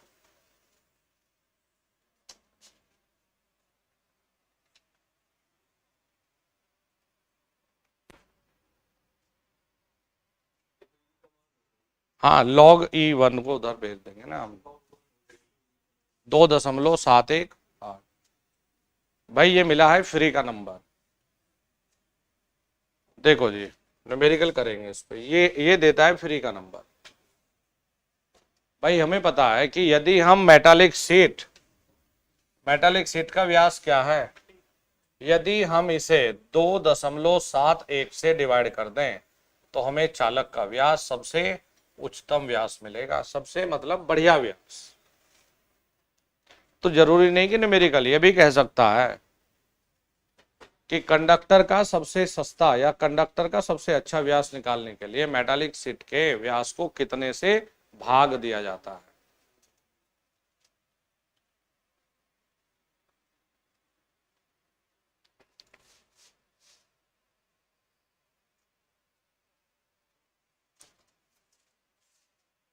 ठीक है भाई, याद हो गया ये। कैपिटल डी बटे स्मॉल डी बराबर अब वैसे भी देखो यार क्लियर है, हमें पता है कि छोटा डी है, कम ही होगा, तो कम कैसे आएगा जब बड़े को भाग देंगे।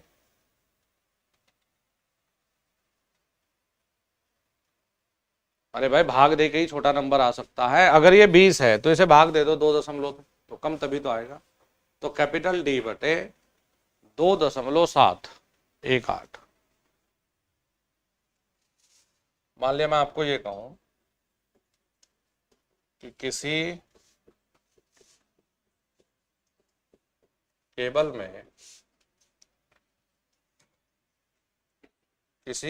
में मेटालिक सीट का व्यास 10 सेंटीमीटर है, छोटा ही सवाल लेते हैं, तो इकोनॉमिकल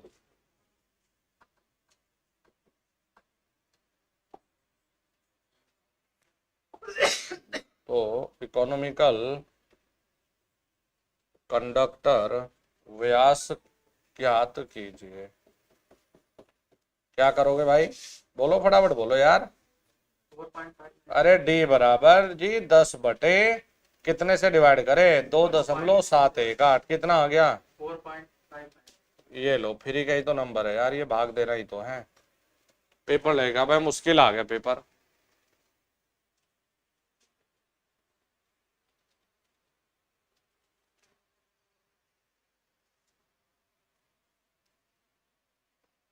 देखने में ये सवाल लगते हैं कि मुश्किल है।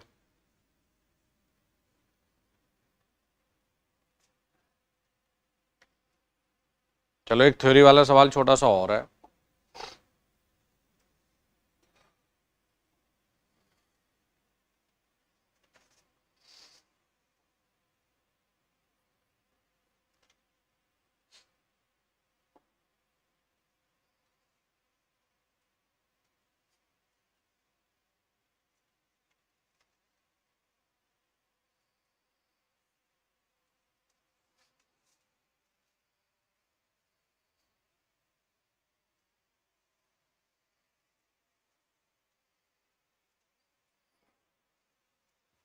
चले भाई, नेक्स्ट एक और है। नेक्स्ट एक शब्द होता है बेटा ग्रेड।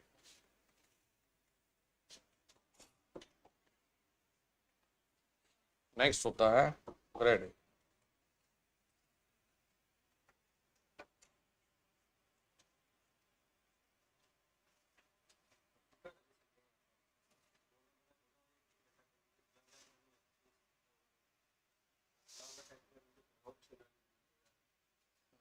टाइपिंग थोड़ा ना आती पेपर में।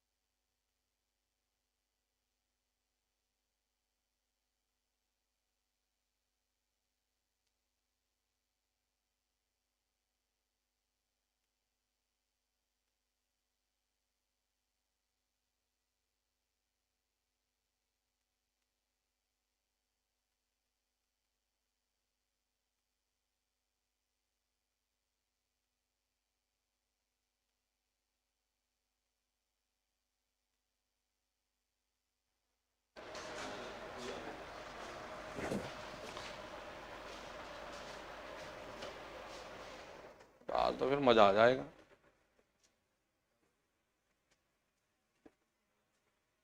आज क्या हुआ सर, शाम तक बताऊंगा तुम्हें क्या हुआ। शाम को पता चलेगा आज तुम्हें क्या हुआ।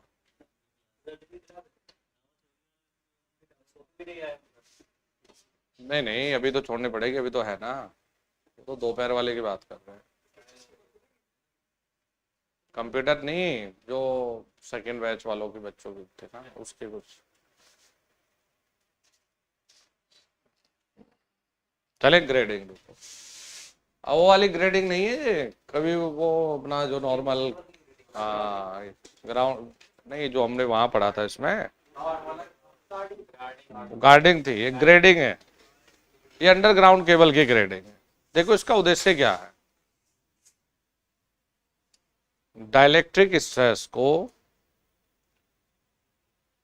जितना भी डाइलेक्ट्रिक स्ट्रेस बराबर होगी ना, उतना ही अंडरग्राउंड केबल ज्यादा वोल्टेज पे चल सकता है। तो डाइलेक्ट्रिक स्ट्रेस को बराबर करने की विधि को ग्रेडिंग कहते हैं। और बस दो विधियों के नाम लिखने हैं, एक होती है कैपेसिटेंस ग्रेडिंग और एक होती है इंटरशीट ग्रेडिंग। बस दो लाइनों में खत्म हो जाएगा।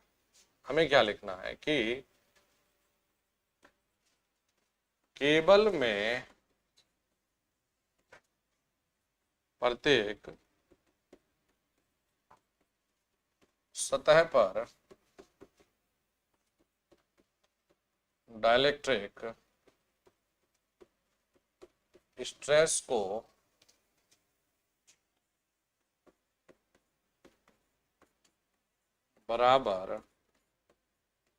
करने की विधि को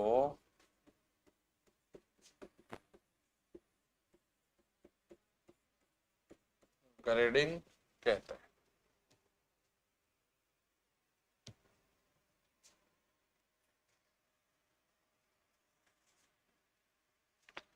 केबल में प्रत्येक सतह पर डाइलेक्ट्रिक स्ट्रेस को बराबर करने की विधि को ग्रेडिंग कहते हैं।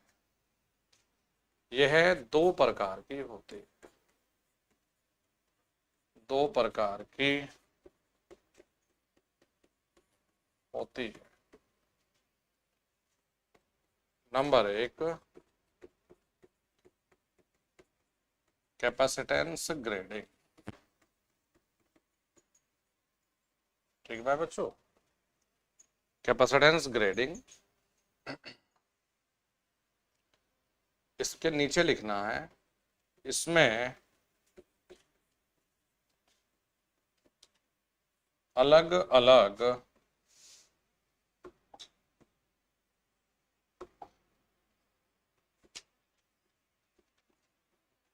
रिलेटिव परमिटिविटी वाले पदार्थ को यूज करते हैं। क्या लिखा है, अलग अलग। ठीक है जी,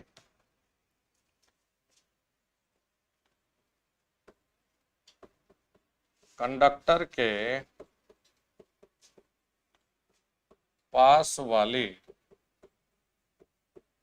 परत की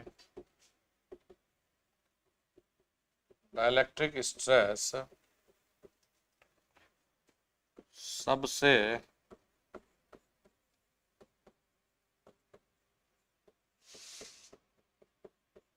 अधिक होती है। ये हो गया समाप्त, सिर्फ इतना देना था। एक होती है बेटा इंटरशीट ग्रेडिंग, इसमें लिखना है, इसमें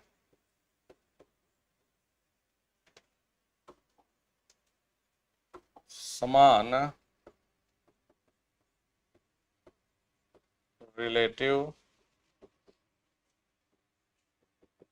परमिटिविटी पदार्थ की लेयर को यूज करते हैं। ये हो गया जी समाप्त। भाई ये सब बस लिखना है मात्र आपको ग्रेडिंग में। बोलो ग्रेडिंग का काम क्या है जी? आप कहेंगे प्रत्येक सतह पर डाइलेक्ट्रिक स्ट्रेस को बराबर करने की विधि को ग्रेडिंग कहा जाता है। जी का मान कितना होगा? अच्छा भाई मुन्ना कुमार जी सच बताओ, तुम्हें आज तक जी का मान नहीं बताया हमने?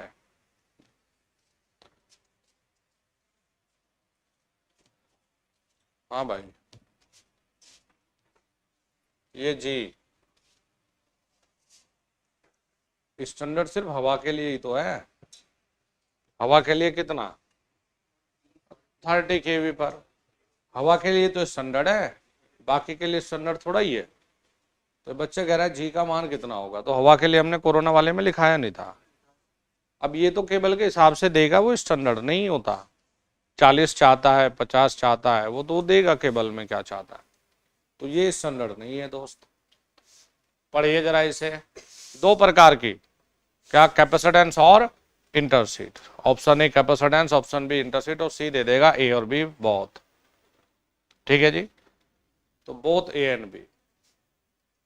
तो हम क्या कहेंगे कि इसमें अलग अलग रिलेटिव परमिटिविटी वाले पदार्थ को यूज करते हैं। ठीक है भाई बच्चों, इसमें समान रिलेटिव परमिटिविटी पदार्थ की लेयर को यूज करते हैं। तो कैपेसिटेंस में क्या? अलग अलग पदार्थ की लेयर, और इसमें समान पदार्थ की लेयर। ये हमारे ऑब्जेक्टिव है। आ गए तो अपना टिक लगा लेना। ठीक है जी, चलिए भाई नेक्स्ट देखेंगे। अंडरग्राउंड केबल में फॉल्ट का पता लगाना। अंडरग्राउंड केबल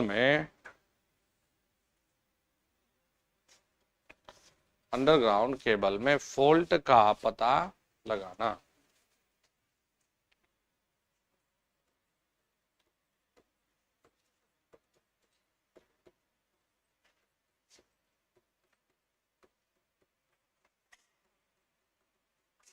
देखते हैं जी फॉल्ट का पता हम कैसे लगाएंगे। अभी लोकेशन की बात नहीं है भाई। तीन तरह के फॉल्ट, एक अर्थ फॉल्ट, एक ओपन फॉल्ट, और एक शॉर्ट सर्किट। तो देखिए, इसे मैगर की मदद से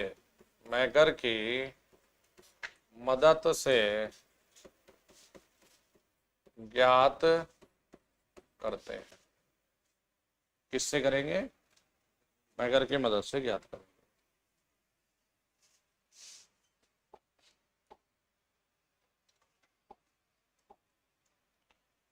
इसे मैगर की मदद से ज्ञात करते हैं।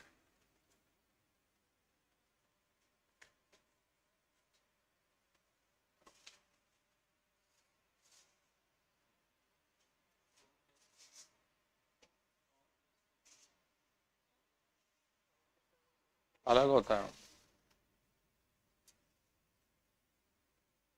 बैटरी पे पढ़ा देंगे।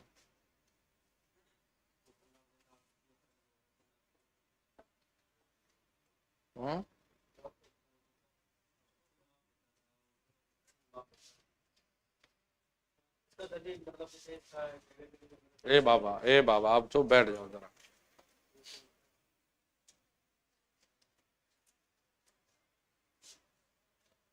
इसी मैगर की मदद से ज्ञात करते हैं। तुम क्योंकि टॉपिक से हटते हैं 5-10 मिनट बेकार, तब तक ये निमट जाएगा। इसलिए भी पढ़ लो और सुन लो इन्हें। अब पता नहीं सारी चीजें आएंगी तो सभी कहीं ना कहीं तो सभी फिट है।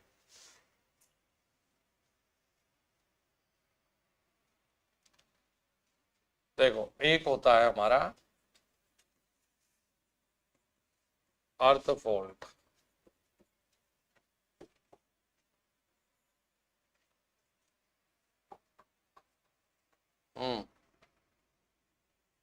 अबे नाराज तो नहीं होता? तो होता है तो बताना, एक लगाऊंगा तेरे में। देखो जी बेटा, ये तीन हमें अर्थ फॉल्ट देखना है। हमने क्या करना है, ये तीन अलग अलग से RYB अपना वही तीन फेज चले आ रहे बेचारे। तो हमें यही तो चेक करना है कि भाई कोई तार अर्थ पे तो टच नहीं है, मतलब मेटालिक शीट पे तो टच नहीं है, इंसुलेशन हट गई तो टच हो जाएगा बेचारा। हम लोग करते क्या है कि मैगर लिया, पहले एक तार से एक टर्मिनल जोड़ा और दूसरे को हमने जमीन से जोड़ दिया। सब में करके देख लेंगे इसे, बारी बारी से तीनों में जोड़ेंगे। भाई देखो, अगर ये कहीं अर्थ से जुड़ा होता तो इसकी सर्किट पूरी हो गई,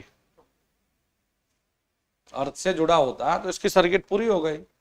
सर्किट पूरी होती तो ये क्या रीड करेगा बोलो, 0 देगा। यानी यदि मैगर इस केस में मैगर अगर 0 देगा तो इसका मतलब क्या हुआ, फॉल्ट है जी। और अगर ये अर्थ नहीं होता तो देखो, अगर अर्थ नहीं है तो ये रास्ता पूरा नहीं है, रास्ता अर्थ से, हम अर्थ फॉल्ट ही तो देख रहे हैं हम लोग। तो अगर मैगर 0 देगा तो फॉल्ट था, और अगर अनंत दे दिया तो ओके, है ना। इनफाइनाइट मतलब कि ये पृथ्वी पे कहीं टच नहीं है, तो ओके जी। तो हमने क्या किया कि मैगर के एक टर्मिनल को चालक से जोड़ते हैं तथा दूसरे को पृथ्वी से जोड़ देते हैं। इसे हम बारी बारी से तीनों में चेक करेंगे। फिर हमने जब बी वाई के लिए तो एक यहां एक यहां, फिर बी के लिए अलग अलग, तो इसे बारी बारी से तीनों फेज के लिए चेक करते हैं।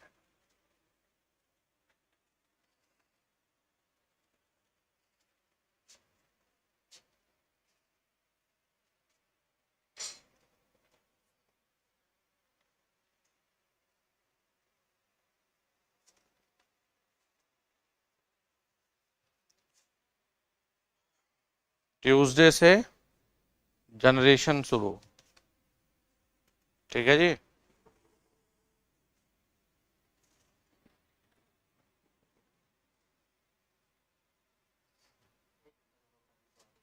होटा क्या,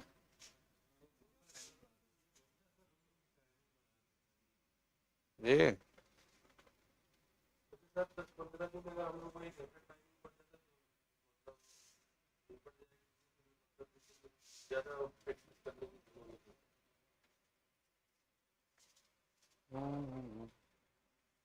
संडे को कर सकते हैं हम, थोड़ी ज्यादा क्लास।